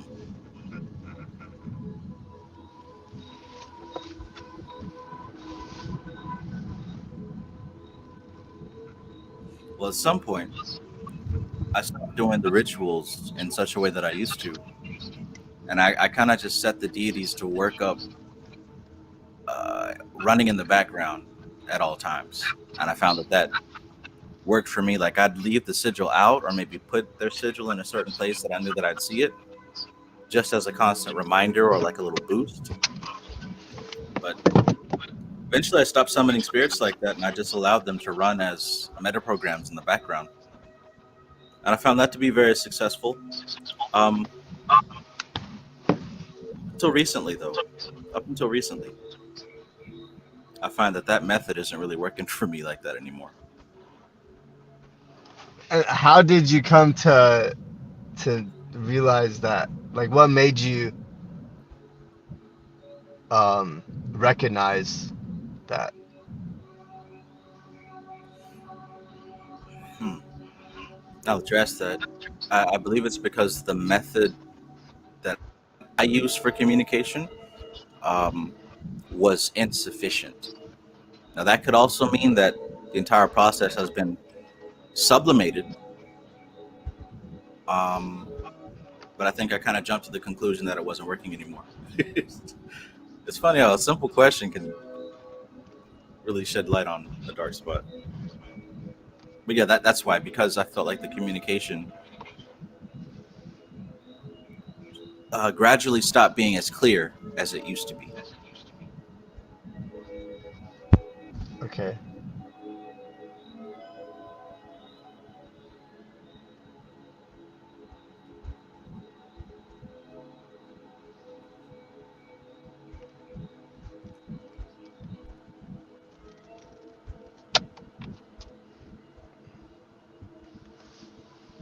Which have any spirits or Ganesha specifically popped out to you in that communication? Previously, any one of the spirits that I was working with would spontaneously jump through one of my meditations, a specific kind of meditation where I'm kind of open channeling. Um, but over time, that kind of stopped.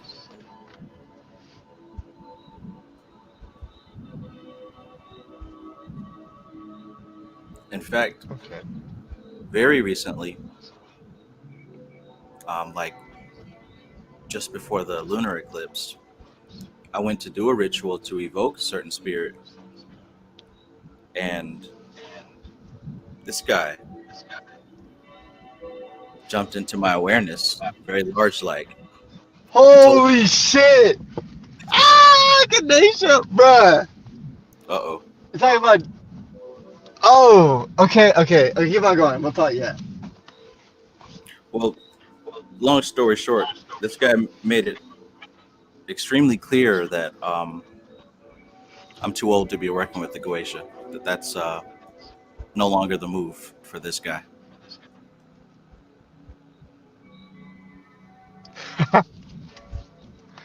Bro, okay, so the eclipse was Sunday. It had to be on Saturday or maybe. Oh no, on Friday. On Friday, cause I'm in the guild that Arius has, so I was debating on Friday night. I literally was looking at Ganesha and Papa Legba for his occultcornerstore.com, like the candles. So I was like looking at both of them, and then like debating like which set I should get, and I ended up getting Papa Legba, Mm-hmm. but I've all like the because of the well, one, I ended up just like flipping heads or tails, uh and then like a bunch of like crazy stuff happened working with Legba. I did a video on it a few days ago. Oh, and then I'm gonna do it probably another one either today or tomorrow. But Ganesha's still been there in the like lurking around basically.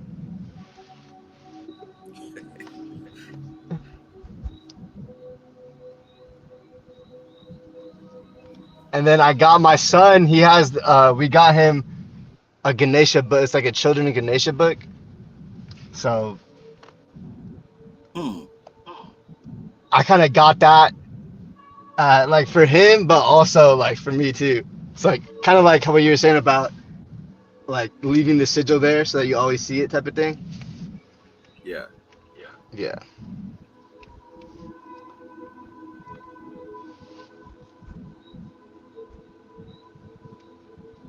Interesting.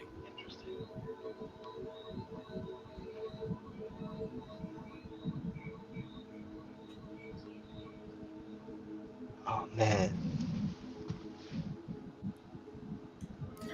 I have a few friends that usually experience some of the same energies at the same time that I do. I'm gonna ask if they've had some Ganesha experiences recently. Mm-hmm. Kristen is one of those.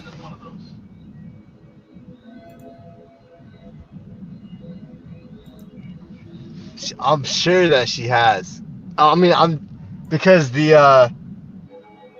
or just experiencing anything during this eclipse. I'm sure she did because if I'm not mistaken, like Rahu and K2 are prominent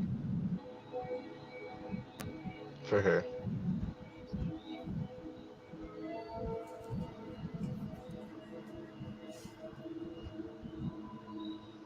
Shoot, I wouldn't be surprised if she hopped on right now. But yeah, I haven't heard from her in a little bit since her what she had messaged us about. Oh, okay, yeah.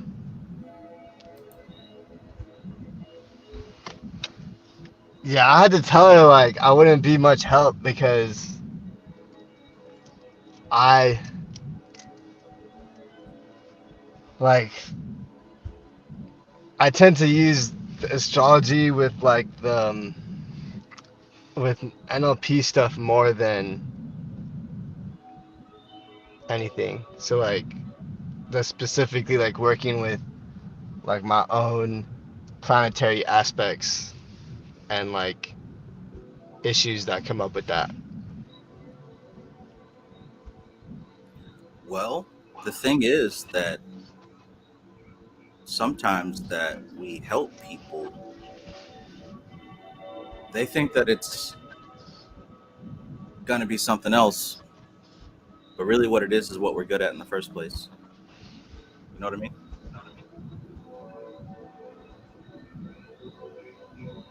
When we are helping people, When that help is successful and oh okay. you know,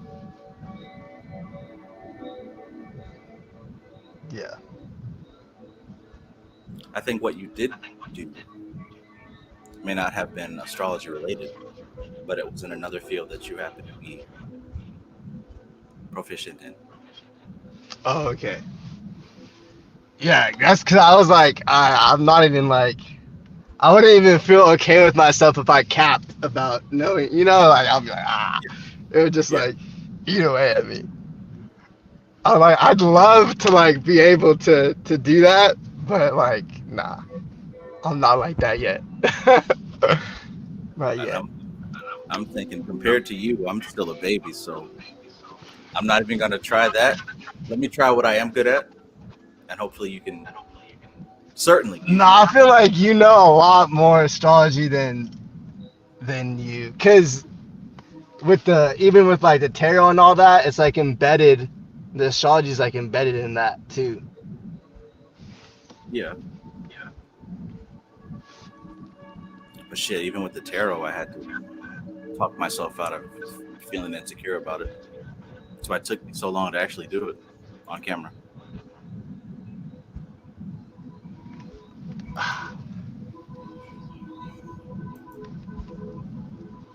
I think one of the things that um, attract people to you, and like definitely myself, is that like just you being able, just you saying that, like that you felt insecure about tarot, and like knowing that you be like how you do readings now and stuff.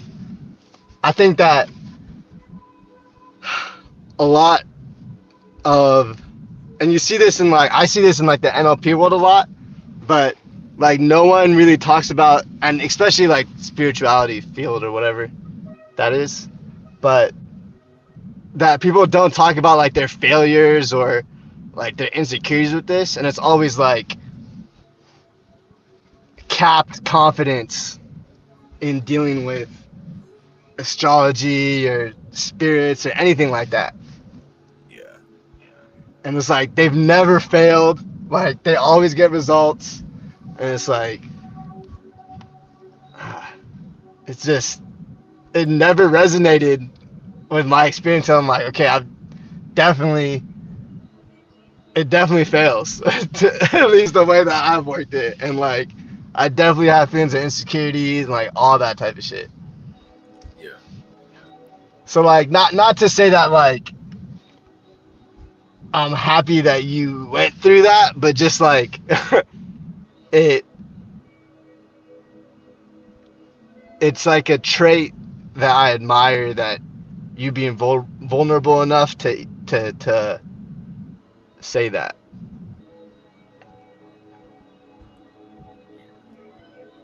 it's the truth. Yeah. Nah, I'm the greatest. I always been the greatest since the day I was born. I ain't never made a mistake. And I think there's a place for that type of like attitude in our own like niches and stuff like that. But Hmm. I think it's like knowing when like you're out of that, or like knowing when to like use that.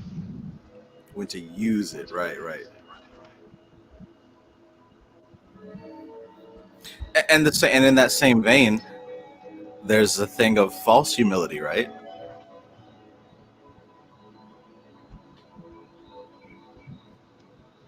Yeah. Just the flip side. Mhm.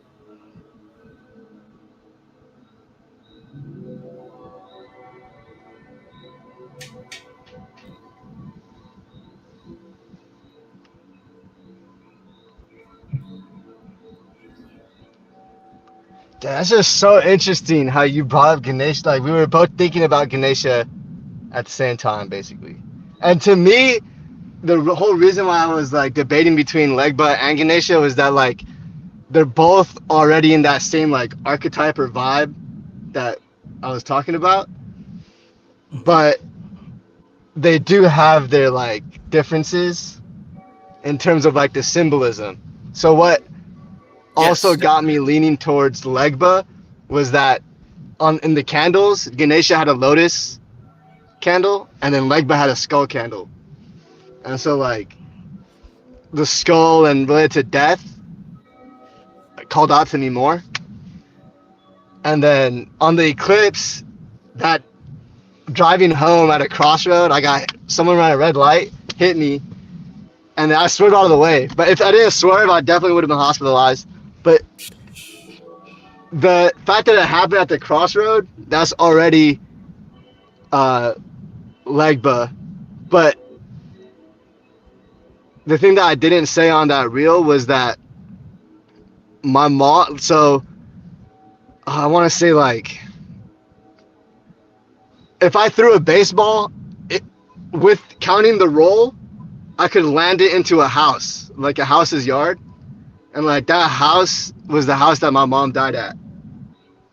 Like one of my old houses in Corona. It's like that. I pass by that house every day and that intersection every day. And so it happened at those crossroads. Man. And the whole point of like me choosing Legba with the skull and death. And then the first time that I ever had like an out-of-body experience was I was like 6 or 7, and it was after my grandpa died because he got hit by a car out of Cross Street.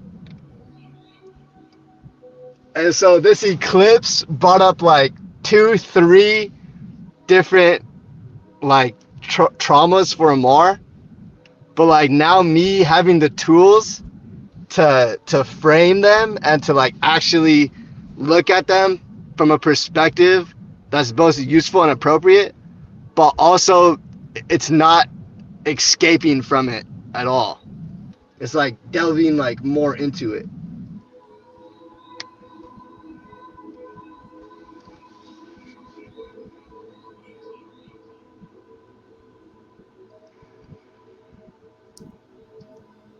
Still engulfed, but the mud has become water. Yeah, oh, I like that. Yeah. And like now I'm learning to surf it. It's like I know I can learn to surf it, you know? Mm-hmm. Yeah.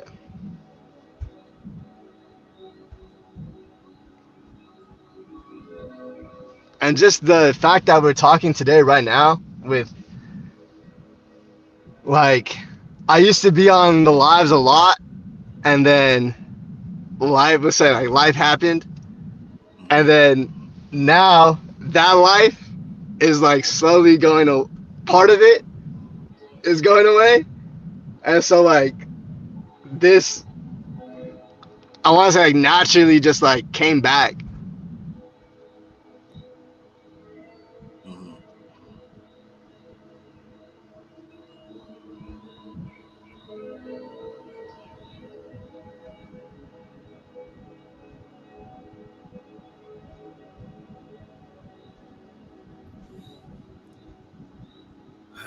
Life and its constant changes.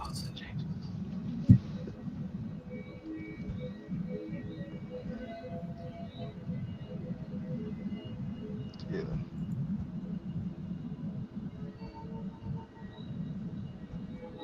Sometimes painful, but always valuable.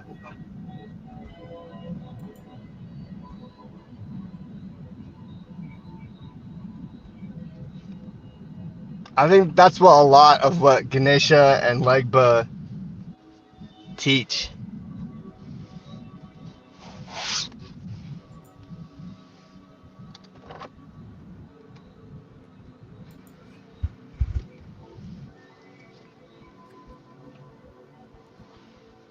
Ganesh on the front, Legba colors on the back. Yeah. In this particular experience, when I was in meditation and Ganesh was like very obviously prominent to the point that it was unmistakable. It's like he hijacked the broadcast. Wow. 10777. Um, but yeah, he essentially told me, in a manner of speaking, I was above using this particular form of work. And whatever it is that I was looking for in this instance, all could be done through working with him. And in specific, Um, it was a really interesting meditation because he showed me a specific tarot card, which was the Two of Swords. And when I came out of meditation, I'm still a little bit stubborn, so I was going to work with the spirit anyway. Yeah. So I I open feel up his that. book and I'm reading, and the guy just casually says, for example, the Two of Swords card. Da da da. I'm like, what the hell?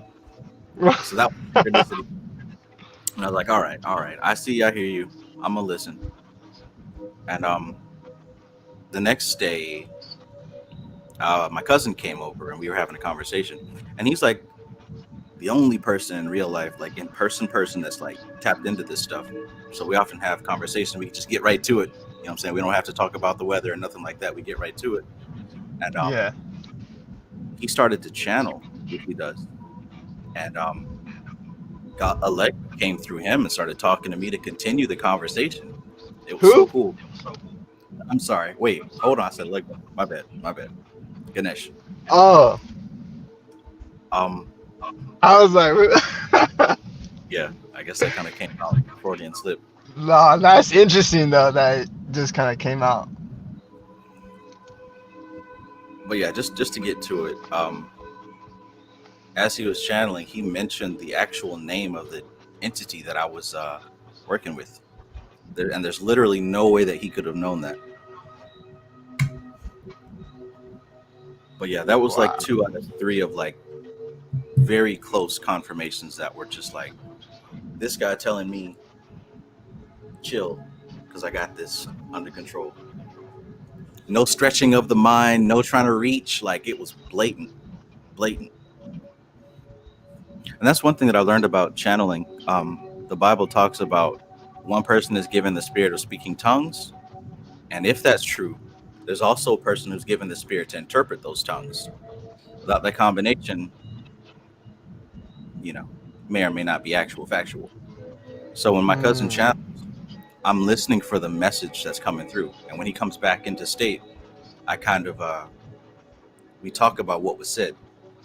And it's either something for me or something for him. But yeah, I love it. I love it. That's why I love actually having somebody to work with, because things like that can happen.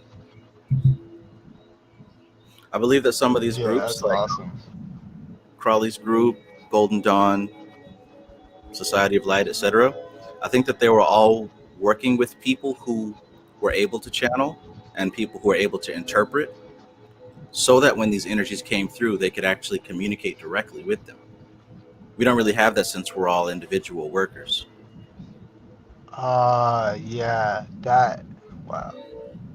And imagine like everybody like, you know, takes some potent shrooms and goes together on a ritual. Imagine what could be done with people who know how to navigate. Ah, we about to do a Travis Magus shroom retreat. And I don't know. It's gonna be a real small circle retreat there.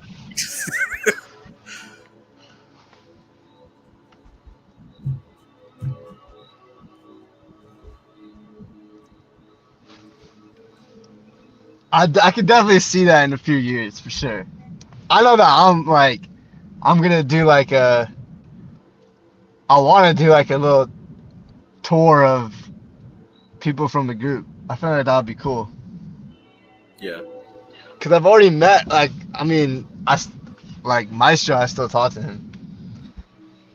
But I've met like 3, 4 people like in person, and so I feel like it'd be cool to do that.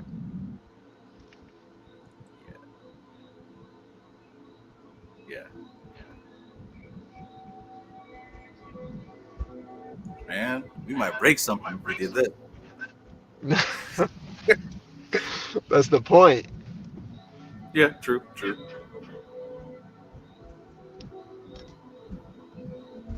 Yeah, that'd be dope.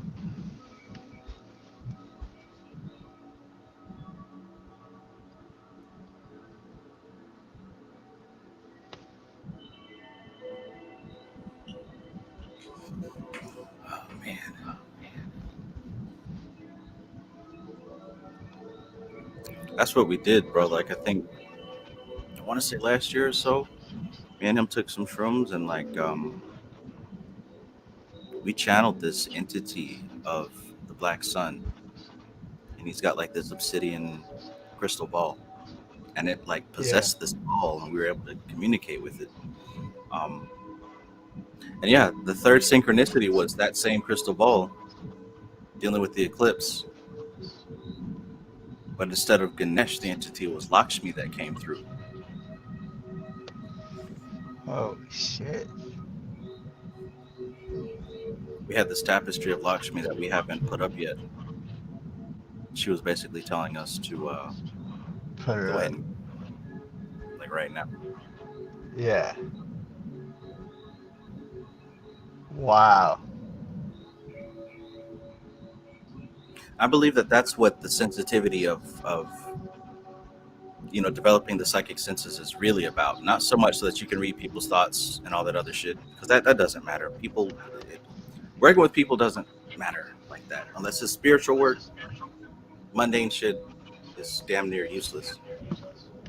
But to be able to Yeah. interpret what these energies are like conveying, to be able to interpret that data into something useful, I think that's what developing psychic ability is really about.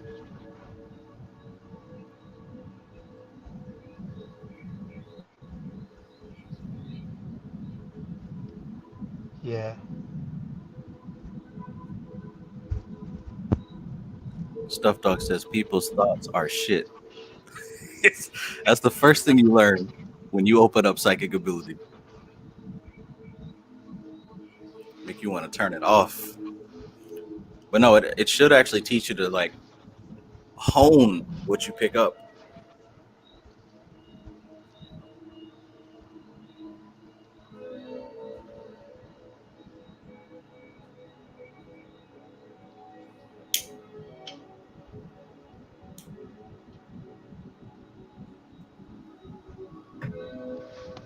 Yeah. I think that's a trap that um like the yogis or whatever you want to call it, that's what they warn you about, is like not like that's why they say like not to care about siddhis and like all that shit, is because the tendency to use it for like mundane shit. Yeah. Like, and I'm definitely guilty of that too. Sometimes still, I'm not going to cap, but it's the in some way, shape, or form, it'll end up like backfiring in some type of way. Yeah. Or at very least, you really start to get a clear picture of why this particular path isn't the best way to use this energy. Or I should say, Yeah. use this function.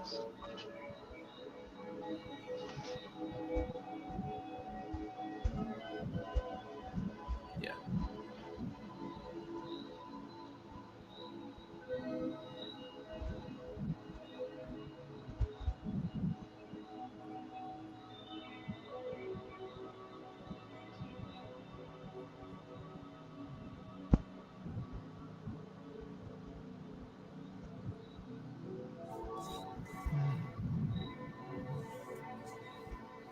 Peace, Lamar Harmon.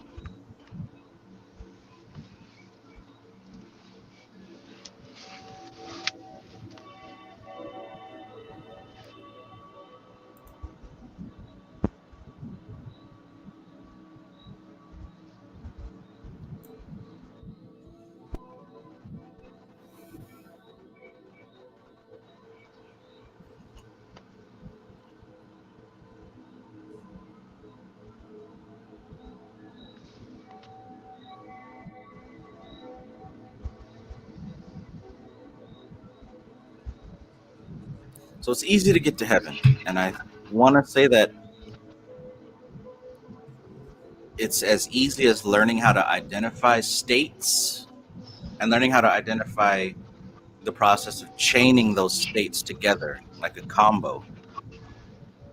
I mean, we've all played video games, and there are some video games where you fight and battle, and you knock off the most points from the enemy when you're able to do combos with your attack. Well, likewise, it's a more efficient way to utilize your mind when you're able to identify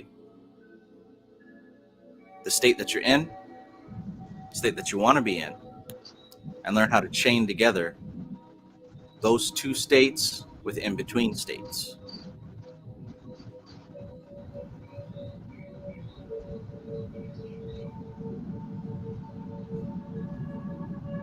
So the mind works in a very interesting way. While spoken out loud, it seems like it's a long, drawn-out process. Really, what you're doing is you're giving the subconscious a map from how to get to point A to point B. And once the subconscious digests that map and learns the road marks and the signs and the landscape, you'll be able to travel as fast as you allow yourself to travel. But you got to know the map of the territory first.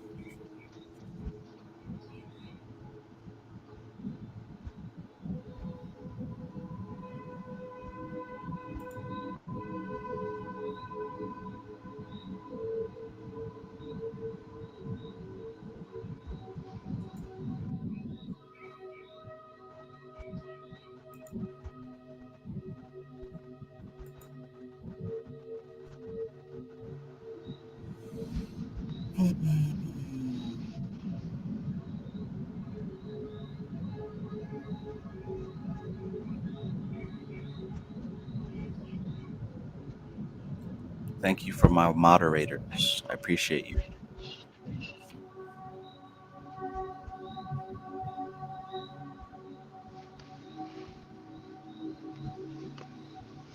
Yo, it's wild that before we'd still be on for sometimes like another 12 hours from that. Yeah.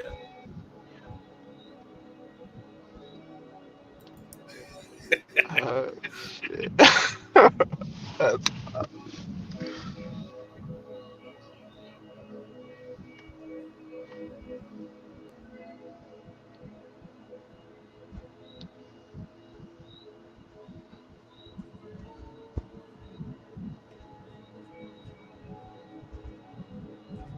Yeah, I've been wanting to re-invoke that.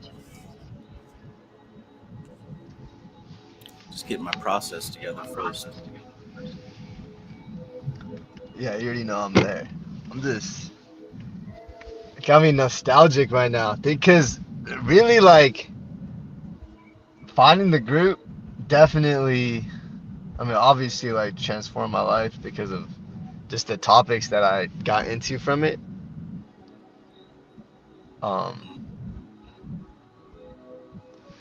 But even just like personality wise, like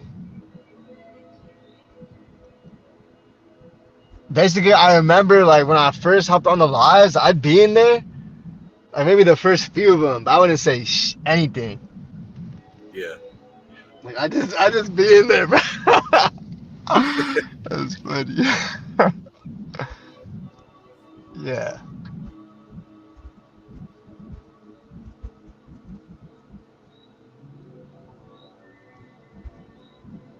And yeah, some folks that won't pass the mic. Yeah. That was always something.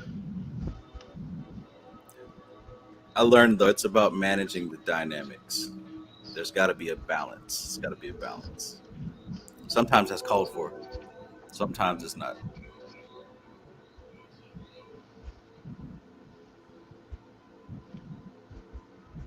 Hopefully, as I resurrect this thing, we can very quickly find a good harmony of flavor.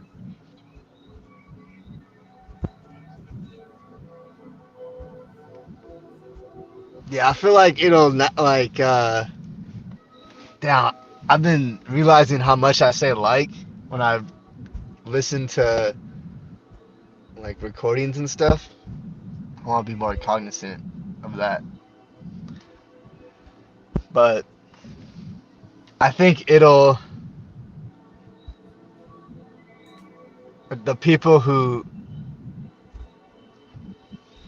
are called to it, it'll naturally form a harmonization of good flavors. Yeah.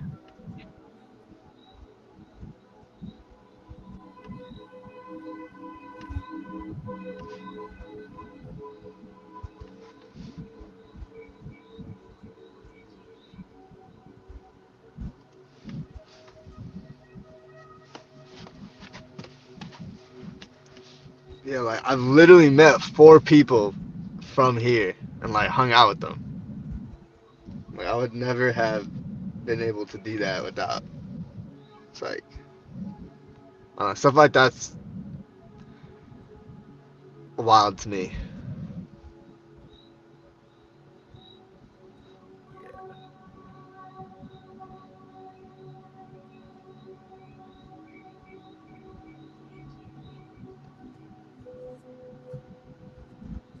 I'd like to start meeting people this year, but we'll see how that goes.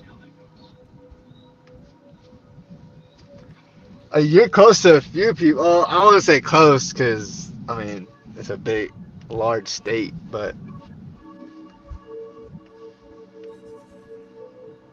I think I'm closest to Shango. okay. He might be less than an hour away. Oh dang. Maybe two. Maybe two. Yeah, I'll be traveling. I mean, I drive like 2-3 hours a day minimum. A day. Yeah, my son lives an hour away, so there, just there is an hour, like 50 something miles. So I just drove back from him right now. But I've been doing that every day for like 2 years, more than 2 years now.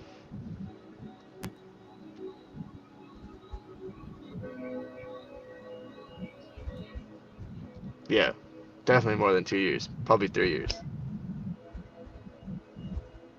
Lots of time to think. Yeah, I mean that's when I get a lot of my basically thinking, but also um like self hypnosis with like playlists and stuff like that. It's like driving automatically puts me into that mode, and then I have I have playlists just playing. Like,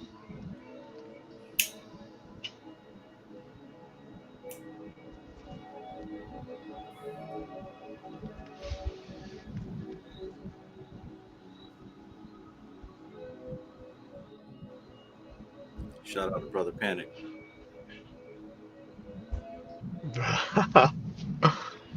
Driving on the highway, that puts your mind in alpha state. Just like when you're looking into a candle flame. Program the subconscious through the alpha state.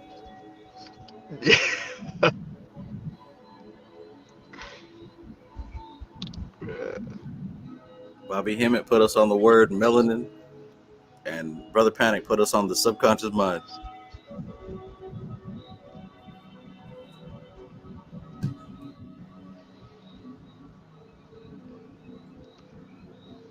I think that like the interconnectedness of things to me is the same flavor as like that I create a sigil and then like after the synchronicities are like too much, I learned that it's like I didn't create it in the way I thought it did. To me, it's like this interconnectedness of things is the same way because it's like there's like channels already developed, like panic or like Bobby to panic or panic to Bobby to you. And it's like there's like a progression of like people or like channels that you go through. It's really interesting to me. A lot like chaining states.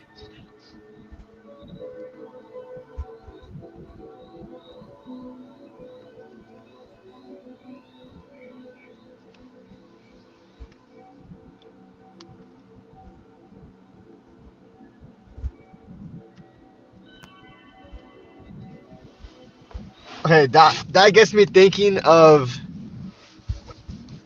Okay, so like, let's say you have an altar, and then I put up like, let's say just like a Legba figure on the altar, and that Hmm. helps me, that a focal point for that energy. Unconsciously, I think that's how like the world itself just works. So like me talking to you right now, like you're like a living altar yourself. And then like when we start talking, we start tapping into a focal point. Hmm. Like there's like a flow that the conversation goes down. Kind of like that same idea of like when you said that when you talk to people, you kind of like plug into them, and it's like Hmm. all whatever's happened before like come is already like there.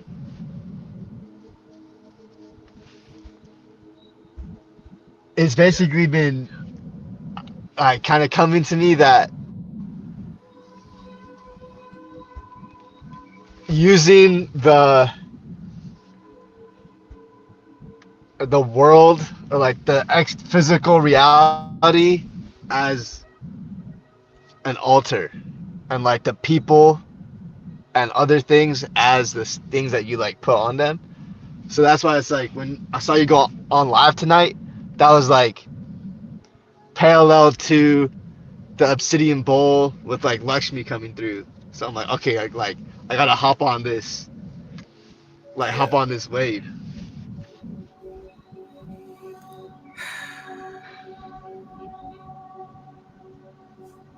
That kind of tunes into what me and Alora were talking about earlier, stemming from the Tattwa Shuddhi,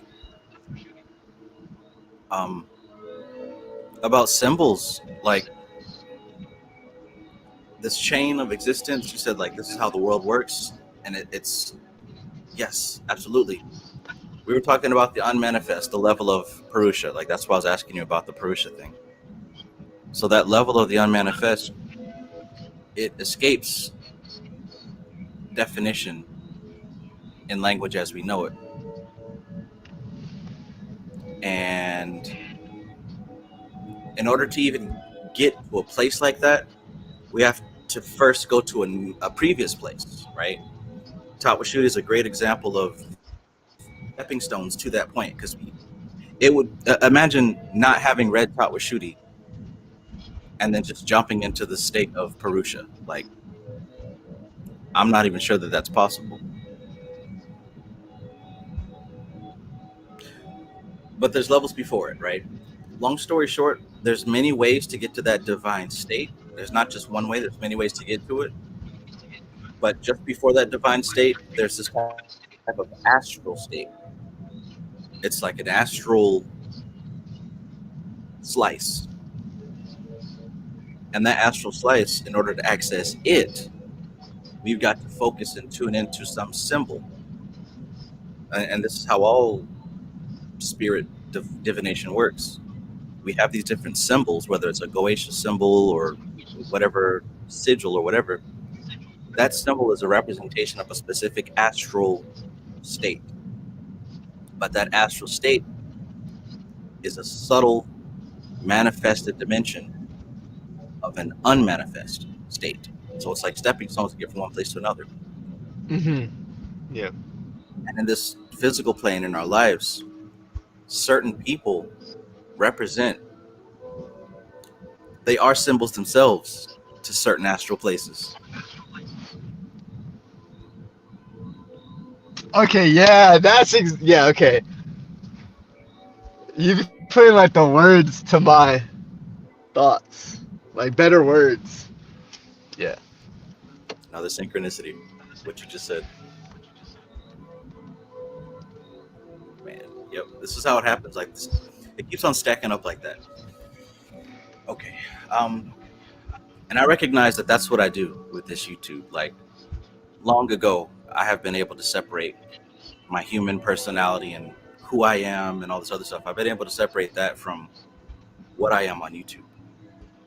I understand that what I am is a symbol that represents other things. Yeah. And people are able to tap into me, to my image, to what I represent, in order to go into deeper places within themselves. I got nothing to do with that. I'm literally just doing a job. And I understand that.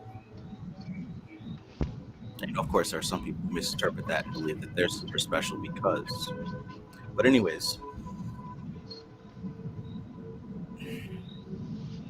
that establishing that concretely is a big part of the work of the chesed sphere on the Tree of Life.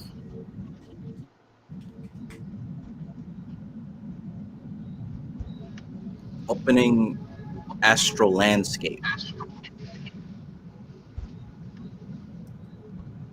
and using a physical symbol to gain access to that astral state.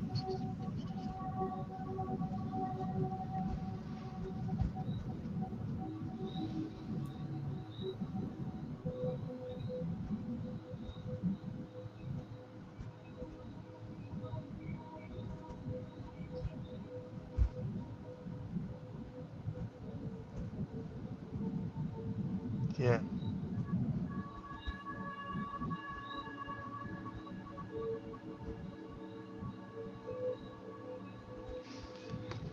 Whoa. Thank you, Stuffed Dog.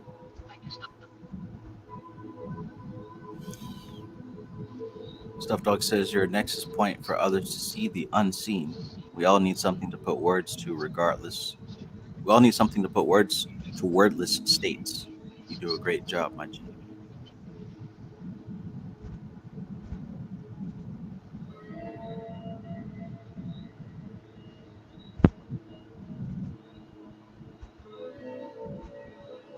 WT says, Trav, have we solidified the cosmic doctrine for the book read?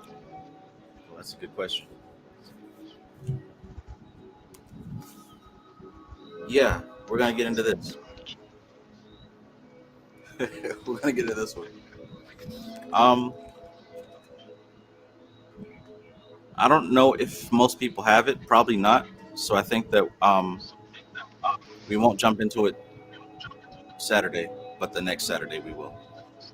So if you're watching this and you are a part of the book study, this is definitely where we're going next. I have a book. And I ordered this in 2019. And I have not even opened it. This has literally been in my house for like 5 years. That I planned on doing. Was it 5? Yeah, whenever I started doing the Ophio reads in the beginning, this is one that I wanted to do next, but I didn't get into it. It's a book that it did change my perspective drastically. It's called A Handbook for a New Paradigm. And the part that specifically really changed my life and how I think is that he framed a certain scenario where we're put into this place, and the powers that be, whatever boogeyman you want to choose, if you're afraid of the Illuminati or if you're afraid of the Demiurge, Archons, choose whatever it is that you got. Those things have been here longer than our current incarnation, so they already have everything figured out as far as your potential rebellion. So in any case, if you can think of something that's like, well, I'm just going to do this, and to fight back, this is what I'm going to do. They've already got an answer for that. If you listen to Brother Panic, he talked about something like this before as well. But this book showed me how to think about not only what you want to do to break free of the matrix, but consider that thought that you just had has already been nullified. So figure out a way to think further than what Tom, Dick, and Harry's going to think.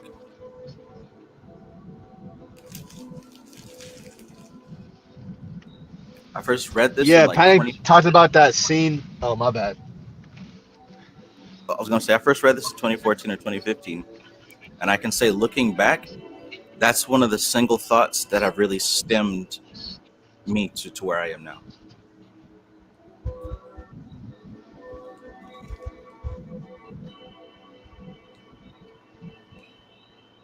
Yeah.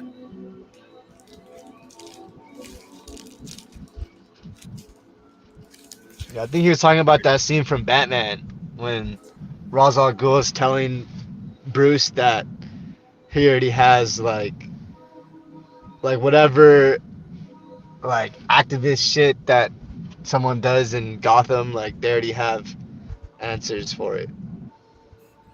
Yeah. Yeah. Another crazy synchronicity, because this game that I'm playing, Gotham Knights, starts out with Batman Oh, versus Ra's al Ghul. yeah. That's how the game opens up. But secondly, that's what I mean. Like, choose your boogeyman. If it's the Illuminati, they literally have an answer for whatever you think you're about to do. If it's the reptilian archons, they already have an answer for whatever you think you're about to do. Freemason, whatever it is that you're scared of, whatever idea that you come up with to fight back, that's They got a already pipeline. right. They've already got a chain of states for you to go through. They know how to nullify that. You're not the first one. So you're going to have to take a different approach.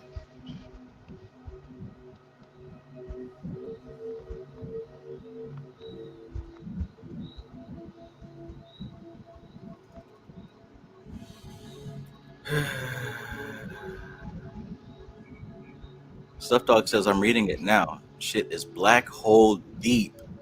Well, damn. Cosmic Doctrine. He says, I'm on chapter 4, the evolution of atoms. She said all the chapters were written within 45 minutes to 1.5 hours. I don't know, man. We might jump straight to it. She did say something very spicy about channeling spirits. I'm not sure which. Oh, yeah. That was on Stuff Dog. If you can go to page 12 and 13.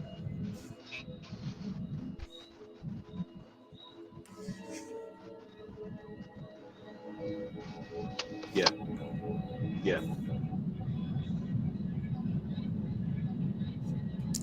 Fuck it. I want to read that part.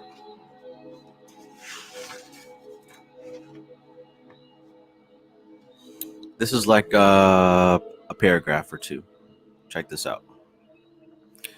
The Unfortunate says, to the psychic, I would say, in the words that a great mystic used to a body of his fellow mystics who were certain of the accuracy of their vision, I beseech you, in the bowels of Christ, think it possible that you may be mistaken. No one walked by the light of the Spirit more than did Oliver Cromwell, but he addressed these sobering words to his fanatical co-religionists. I would not only advise, but implore anyone who concerns themselves with the unseen to study psychology and learn the nature of the mind. They will not find that it disturbs their faith, but rather reveals its rationale. Do not think that because a piece of information is obtained in an abnormal way, it is bound to be true, any more than a thing is bound to be true because it is printed in a book. Spirit communication seems to have the same authority for some people that the printed word has for the uneducated, who think that a commodity must be good because the advertisements speak well of it. Yikes. She says, a spirit communication may come from a perfectly genuine spirit and yet be valueless. Even if a man survives bodily death, dying is not going to cure him of being a fool. Well, damn.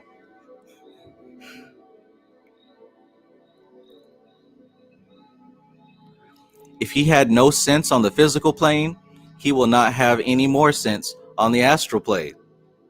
Do not believe all that the spirits tell you, even if you are sure in your own mind that they are really spirits. Remember this, moreover, that if on the strength of a certain sensitiveness, if you feel out for contacts in the unseen, you may strike anything. The kind of entities who will answer, listen to this, the kind of entities who will answer the random adjurations of an inexperienced experimenter are of much the same type as the persons who would answer you if you repeated the same antics in the street. If you set your front door open, the kind of person who would come walking in would be more likely to steal the umbrellas from the hall than undertake to instruct you in profound spiritual truths. Yikes. And so it is with psychism. If you merely set the door of consciousness open, you are more likely to get unpleasant experiences than spiritual teachings. Man, y'all keep playing with Dion Fortune. Y'all keep playing with Dion Fortune.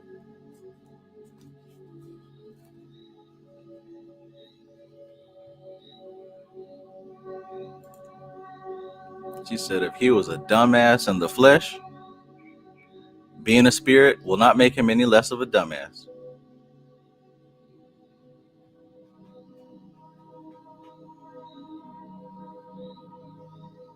Peace out, Amar. Thanks for coming through.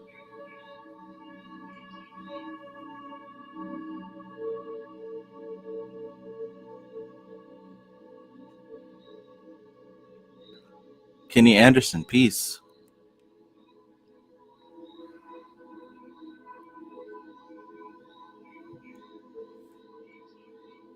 So yeah, make sure you grab this book because we are definitely reading it next, The Cosmic Doctrine.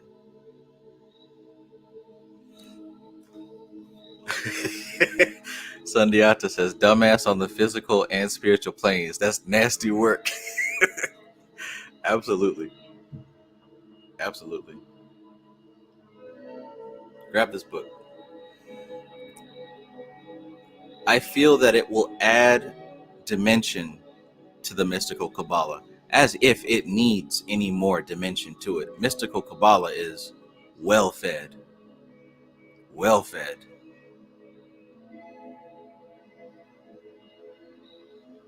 This right here, this is unfiltered, straight from the tap. Straight from the tap.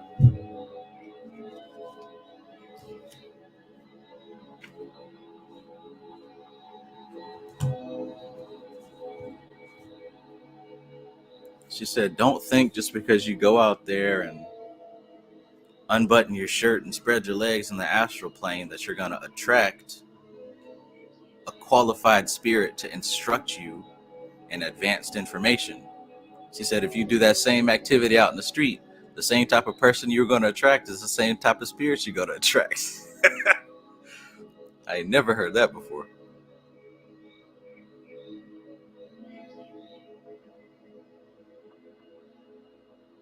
Makes sense though, doesn't it?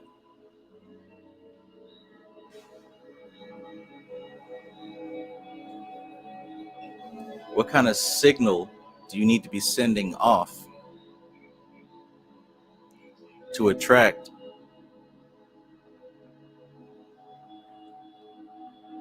an advanced spirit that can actually add some benefit to your life? What do you bring into the table?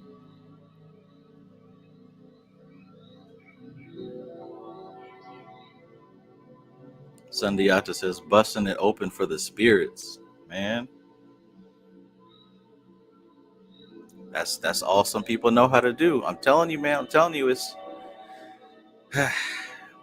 animal consciousness. It's fresh consciousness. It's just been human for like the first, maybe second round. So it doesn't know much more than sex. The animal spirit doesn't know much more than sex. Doesn't know how to acquire things or how to enjoy life outside of sex. So of course, you can expect that type of behavior in the flesh and in the spirit. Not that there's anything wrong with sex, but if that's the only option that you have to express yourself, then there's still some more evolving to do. And that's okay.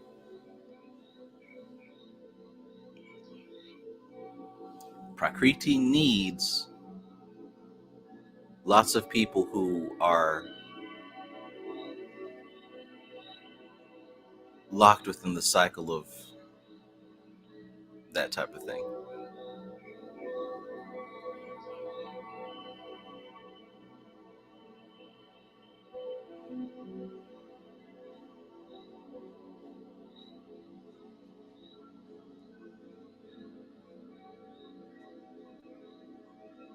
Starline says most people are just batteries for this system. That's a much better way to put it. Thank you.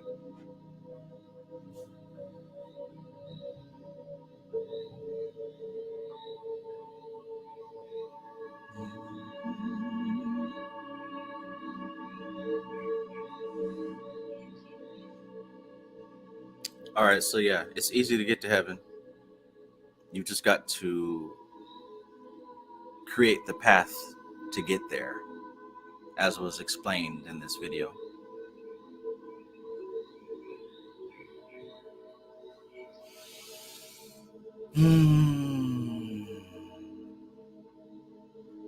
Hopefully by now, you got one of these two books, right? And you have chosen a meditation or two or three from this one, and you practice it consistently on a regular basis. Because in doing so, you'll start to increase your psychic sensitivity. You'll also begin to gain a little bit of control over the events that occur in your life, because the energies that make up the different bodies of yourself start to come into alignment. They start to come under one accord, under one umbrella, under one direction, instead of being scattered here and there, to and fro. Sandhyata says, Dharana Darshan is powerful work. Facts. Facts. Oath says, Giberators. Giberators! Mount up.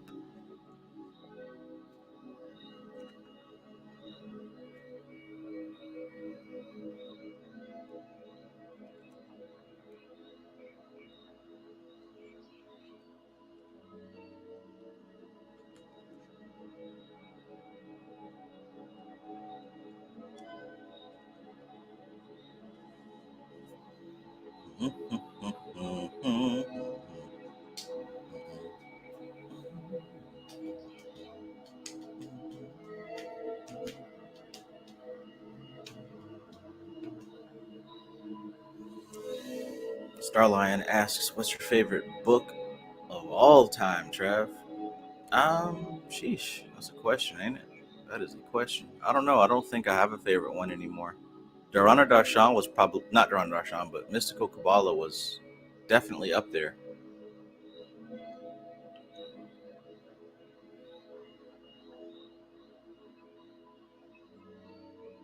King Solar Power asks, Q, ain't we living in heaven at this moment? You tell me. You tell me.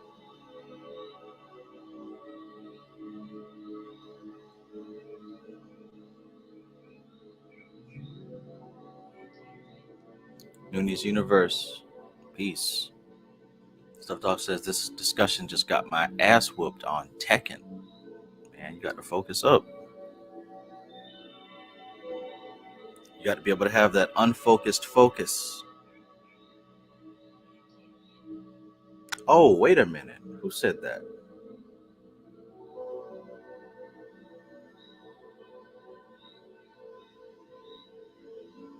Mr. Unfocused Focus. Did we talk on Sunday? Because I think that was a quote from the conversation. I just now caught that.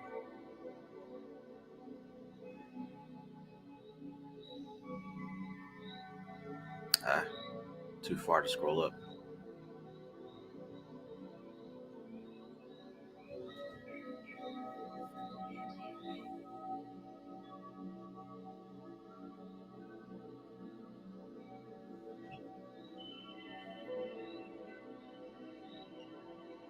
All right, well, wanted to come check on you guys and gals. Make sure everybody's still on task, doing their meditation, doing their reading.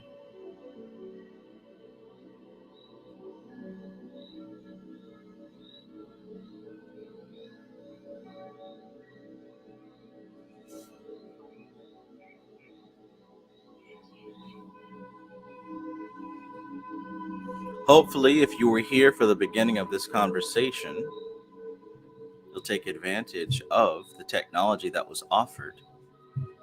One of many techniques on how to tap into the subconscious mind and actually make use of it, not just float around aimlessly and be entertained, but to actually make use of it.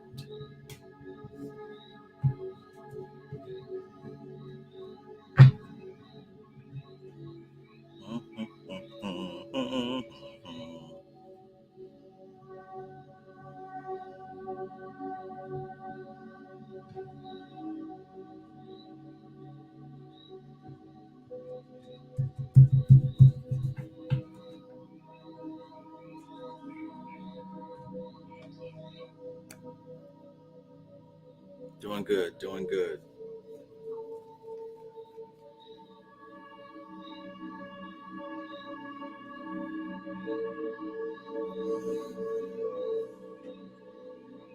I feel like Bobby Hemmett. Undisputed master of this shit.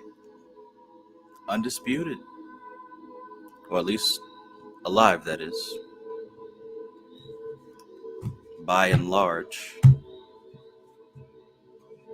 By and large. I mean, it's cool. I got the high score, but can't really do anything with that on the human side. But it is a great honor.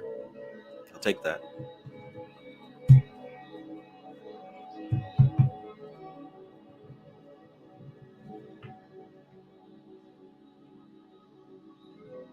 Sup Dog says, when is another group discussion, fam? Sheesh.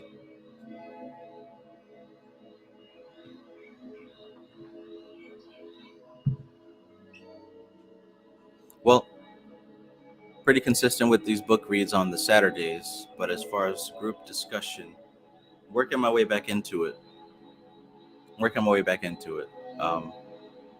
That's the honest answer. But as far as the actual time frame, give me a bit.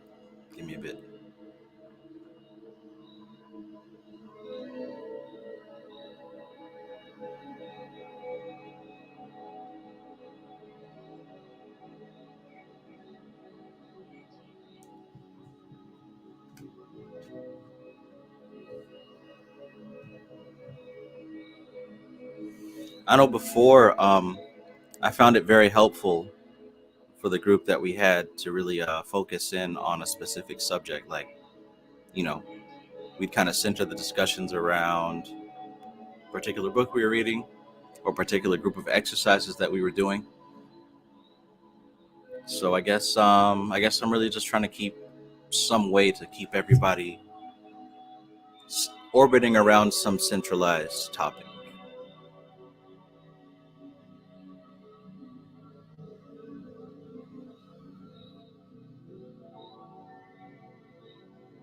Because that way, there's going to be something connecting everybody, as opposed to just people talking about whatever.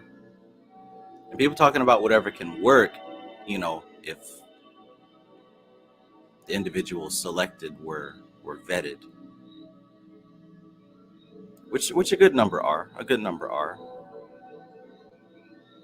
I would like to have some new faces on as well.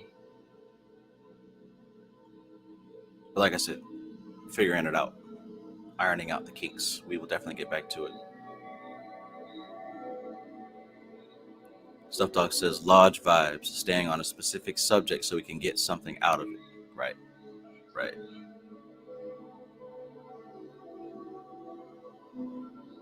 And Amali says still easier with a focused topic either way. Exactly. Matthew Watson, I done mentioned it like 3 or 4 times. Have you played Gotham Knights?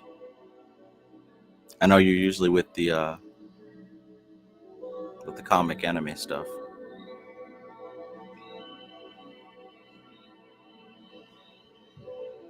I'm branching out from Fortnite, trying something new.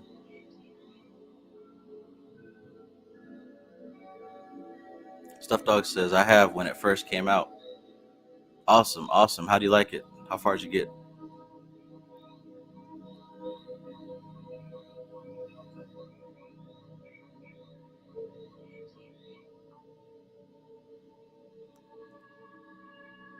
Stuffdog says, I like the detective aspect. Yeah, I like that too. Matthew Watson says, yes, I have. Who you play as? To be honest, I really like Batgirl. I think that she has the best flow for me. Nightwing is cool. I mean, all of them are cool. I think I thought I was gonna really play as Robin, but I think Batgirl is probably the best for me right now. Her combos and like the fact that she can revive herself is certainly useful.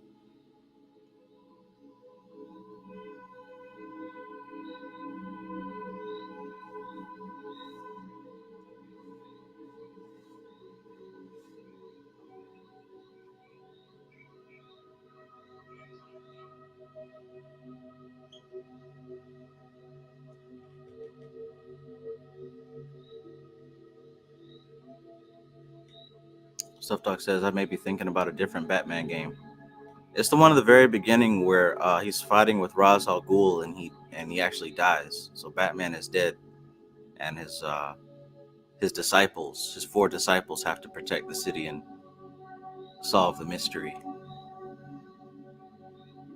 I think it's well written. I'm not a gamer, so like this is the first time that I'm seeing a lot of the stuff in that game, like the detective stuff and unlocking your moves and all that.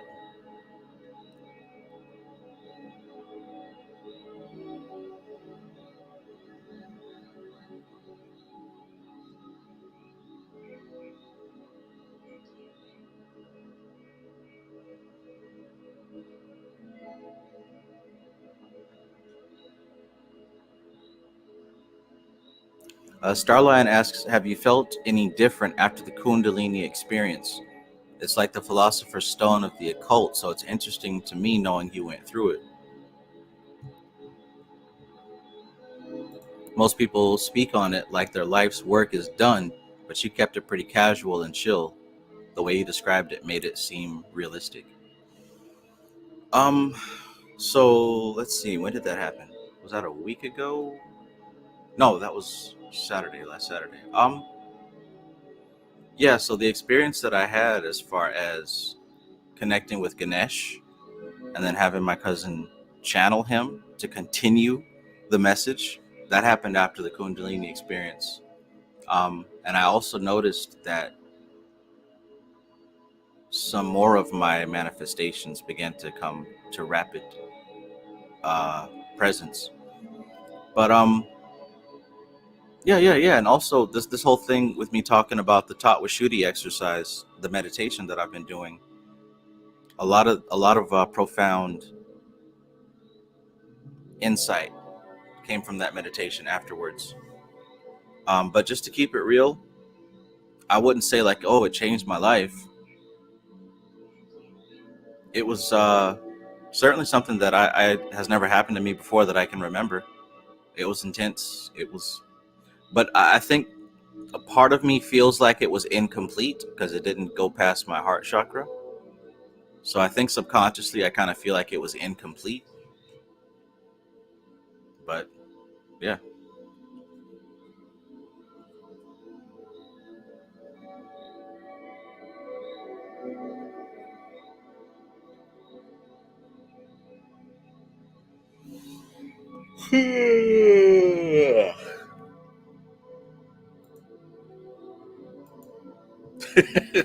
So yeah, I had a Kundalini experience the other day.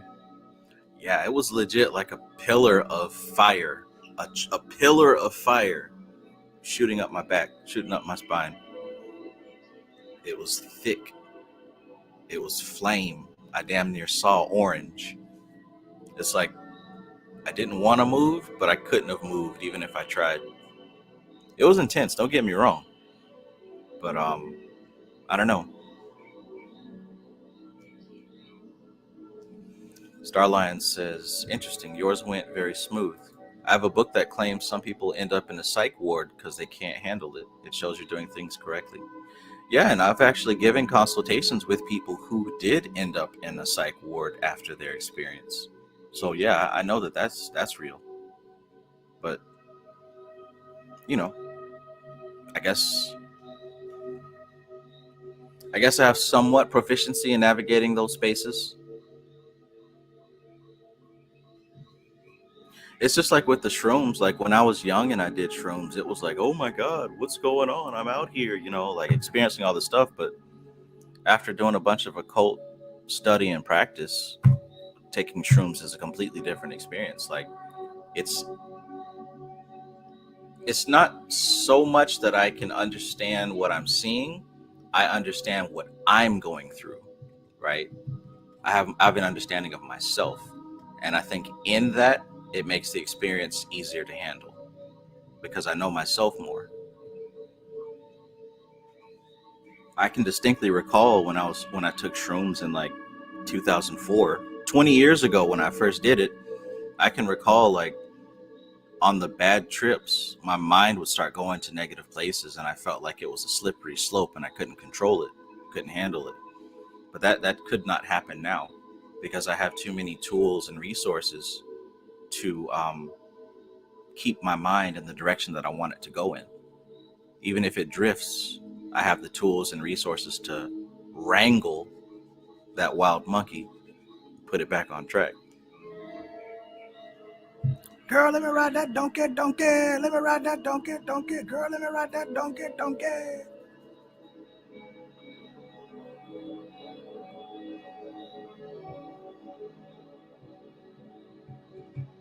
Star Lion says the book is called Kundalini Tantra by Swami Satyananda Saraswati. Thanks for this insight. Yeah, I have that book as well.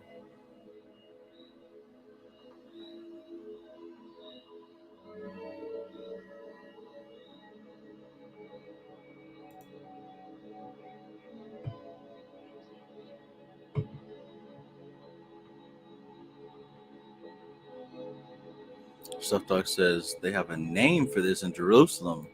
It's called the Jerusalem Syndrome. Shit can mess you up.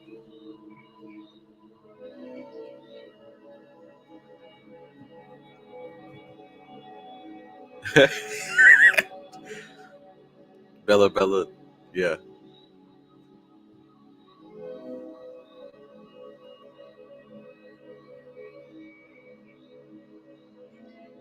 Let me ride that donkey.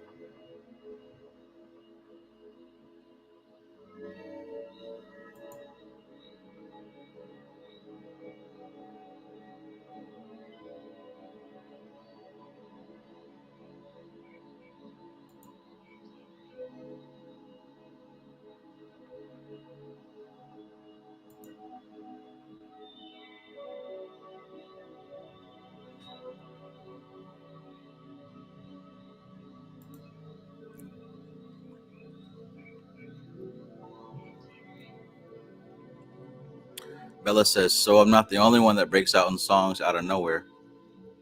I'm more surprised that you even recognize that song.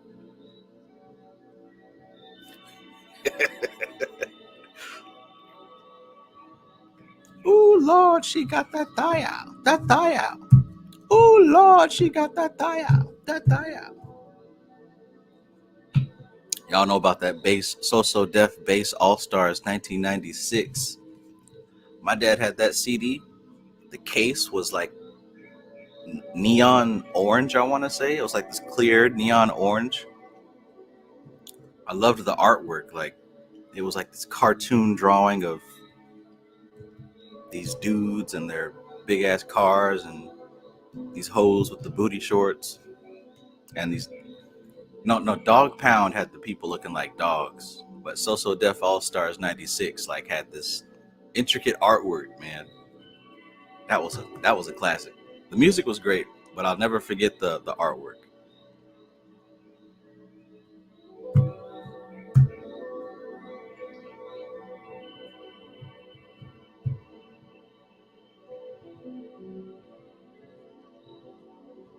All right, any more questions? Any more questions?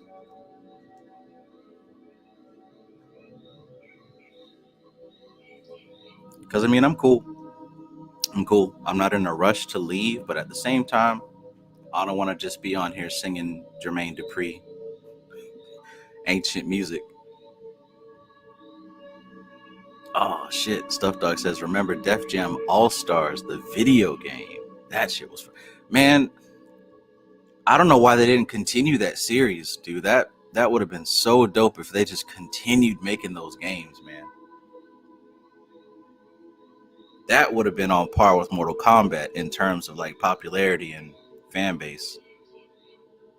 For real, that could have been like the American Street Fighter Mortal Kombat."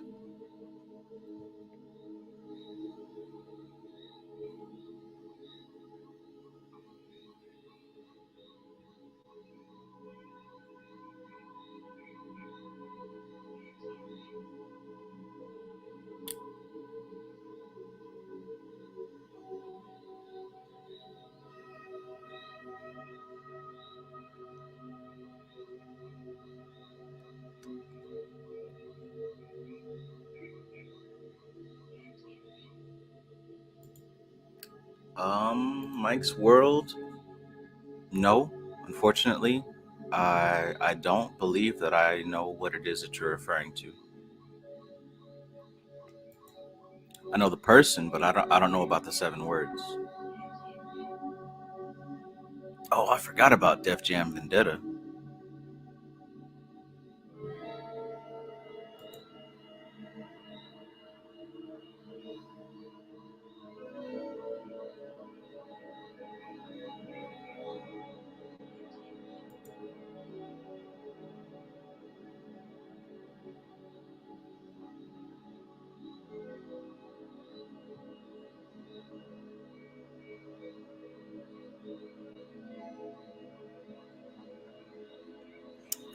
Mike's World, are you talking about the like the Dalai Lama type dude, or are you talking about Thoth, the entity?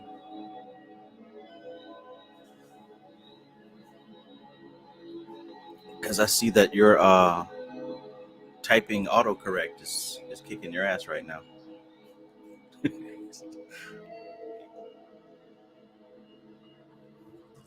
Yeah, I love the autocorrect on my Android. When I went back to iPhone, the autocorrect is infuriating. Infuriating. See, with the Android, if the autocorrect made a mistake, you could just double tap back and it'll go back to the words you typed. With the iPhone, it just automatically puts the word in without your consent. 1111 West Coast.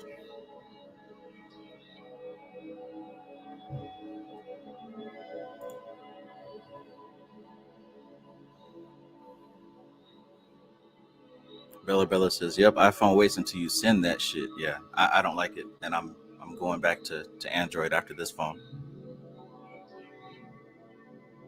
I ain't gonna say it no more. I'm gonna tell you one more time, and then you're through.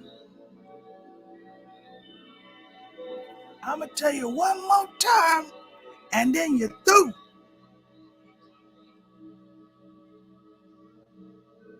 Imagine having one more time.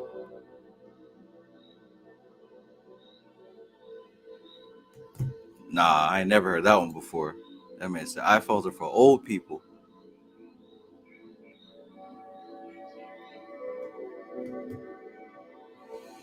All right, Stuffed Dog, peace out. So book read will be 8 Eastern time. 8 Eastern time.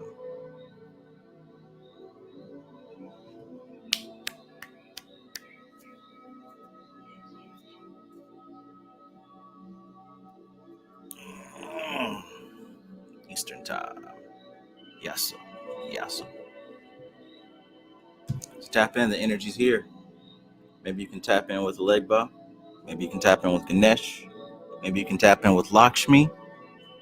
Those 3 entities are very, very present right now. All of them are door openers. All of them work with the manifest dimension, right? Because the whole reason I even have a card with Ganesh on it is because he's the lord of the Tattwas. right? He's the ruler of the material plane, Lord of the Tattwas, and also Lord of Astrology. So that's why I've got him here.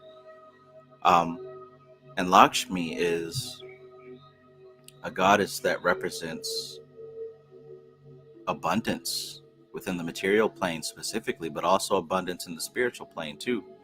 So tap into Lakshmi. Bobby Hemmett did a lecture about her. Brother Panic did a lecture about her. Easy to find.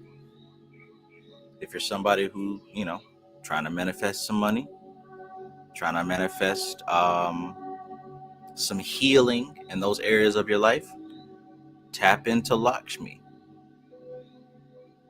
You'll be surprised how quickly she'll bring balance. Tap into Ganesh. You'll be surprised at how quickly these entities bring balance and harmony.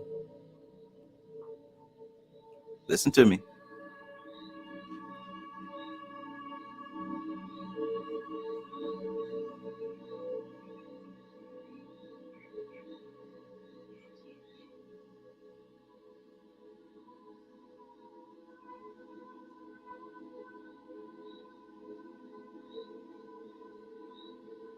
And when I say tap in, whatever that means to you, right? If that means you get you a picture, if that means you changing your background on your phone, if that means you buying a book with them on the cover of it and you just leaving it out, if that means going to YouTube and finding the Gayatri mantra for that deity or any mantra for that deity, do that. If that means you getting the mantra and repeating it every day at random intervals, burning some incense dedicated to the deity, whatever your spirit is telling you that you need to do, follow that, right? I'm just giving you examples, but there's so much more you need to do. My cousin, like I said, me and my cousin both, we put up a big ass tapestry of Lakshmi. And, he got some ancestor money. We've got the altar set up with coconuts and bananas and shots of Crown Royale and all that good stuff. I think they like their liquor more than humans do.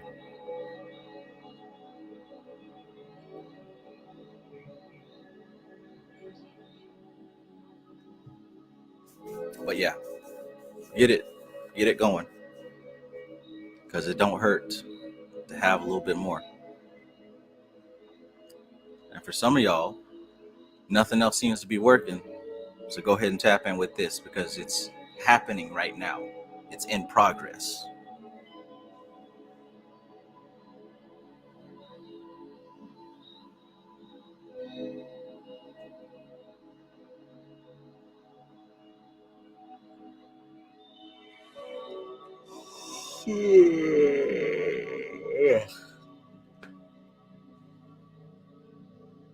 All right, that looks like all the questions. So I guess I'll head out. It was nice going live, hanging out, communicating with my loved ones, my favorite people in the universe.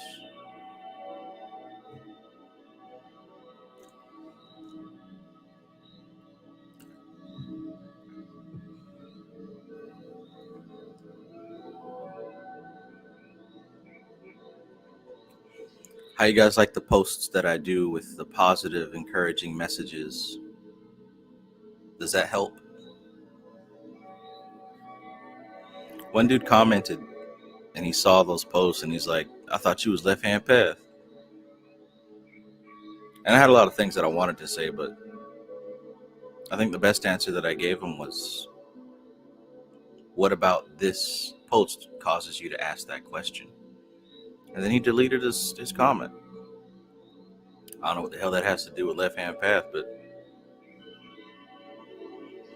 I think that it helps for all of us to have some encouragement.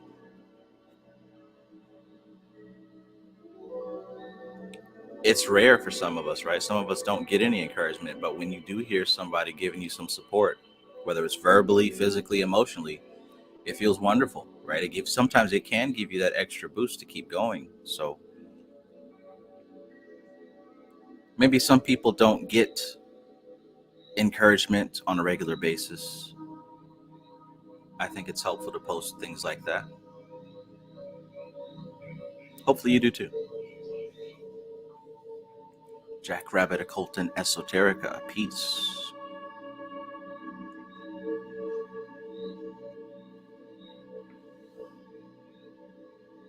Starline says they're dope. I really like those posts. I shared the one about your purpose with my homegirl yesterday. She said she almost cried.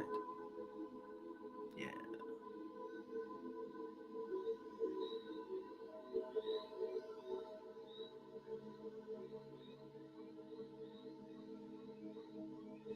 Right.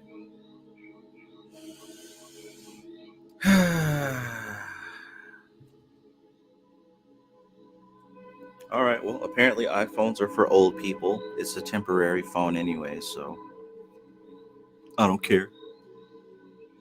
I'm definitely going back to my Pixel.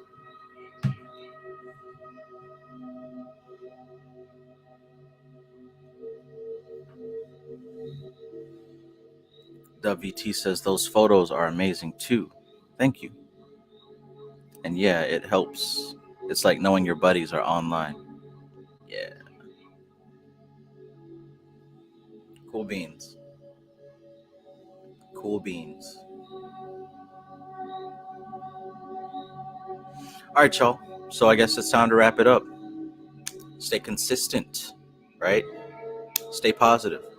I know some of y'all still have thoughts that might creep up on you every now and then, whispering things into your ear that are not true, right? I've been through that. We've all been through that. But listen to what I said. They're thoughts that creep up on you and whisper into your ear. It's not you. It's not a part of you. It's an influence that exists for sure, but you don't have to submit to it.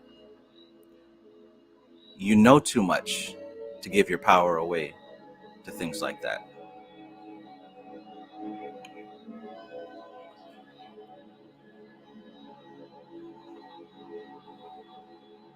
You're smarter than that. You're stronger than that. You've done more. You've done a lot of work on yourself to where such a thing is no longer something that takes you off course, right? You know that you've got something amazing that you're building, that you're working on right now, right? You know that you have certain goals, certain dreams that are about to manifest. So just stick with it. We're in the middle of what I call an eclipse cycle. A lot of people are like, oh, it's an eclipse. Let's look outside. Oh, it's another eclipse. Let's look outside. But nah, it's not like that. An eclipse is it's like going into a tube, right? The first lunar eclipse, notice the pattern. It always starts with the lunar eclipse. You enter into the lunar eclipse, right? And you travel through it for a couple weeks, and you come out on the other side with the solar eclipse. It always works that way. You enter in and you leave out. So this is its own little pocket dimension. It happens every year. It happens every year.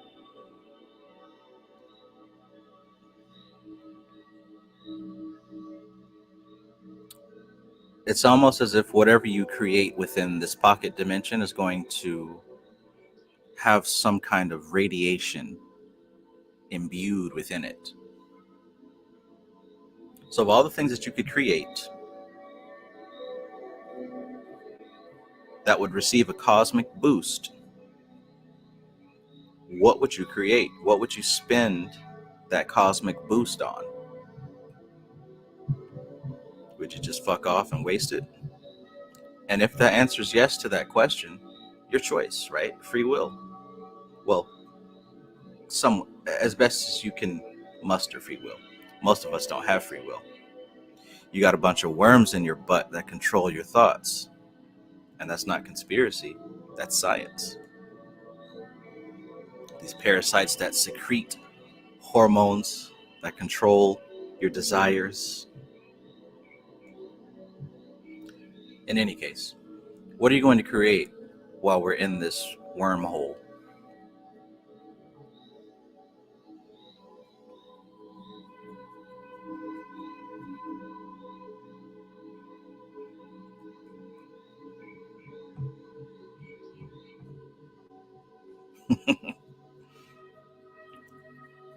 And when you come out of this year, what's going to be different about you? What's going to be improved about you? Where are you going? Where are you going? What are you getting out of this year? What skill are you going to enhance? Are you going to adapt? What habit are you going to let go of, release? What aspect of your personality are you going to strengthen? What aspect of your personality are you going to dissolve?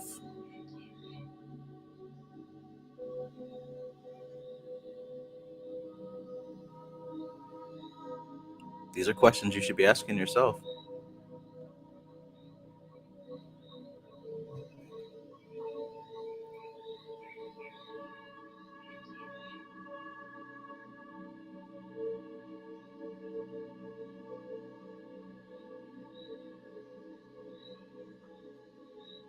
Anthony Roman tried to make a joke, but did a typo.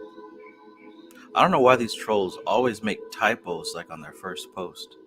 Y'all need to go back to troll school.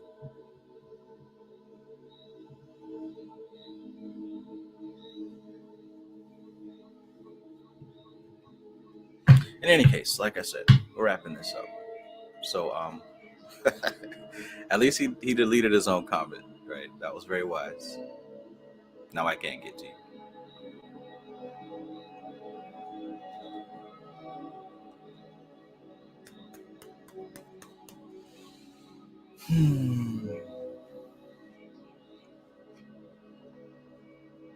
Try to be funny, see?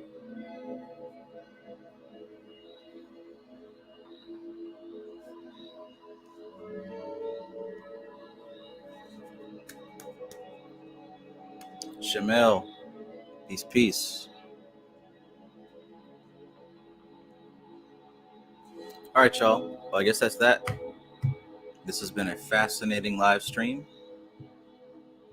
It's been a lot of fun. We learned a lot of things. We had some wow moments, some haha moments. Now it's time for so long, but we'll sing just one more song. Thanks for doing your part. You sure are smart. You know, with me and you and my dog Blue, we can do anything that we wanna do.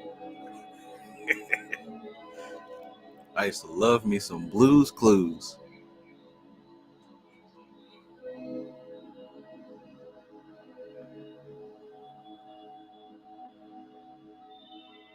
All right, y'all. Peace out. Peace out.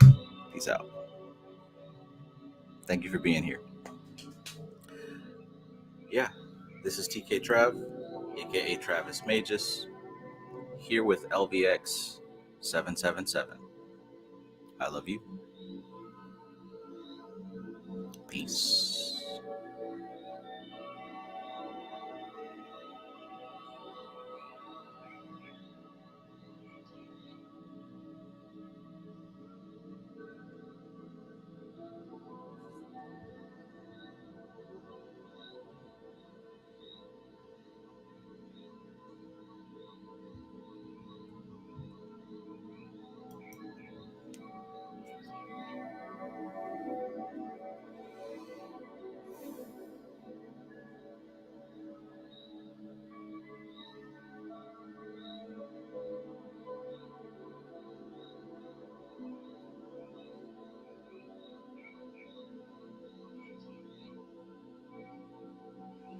Is it just me, or does it feel like time is speeding up so much?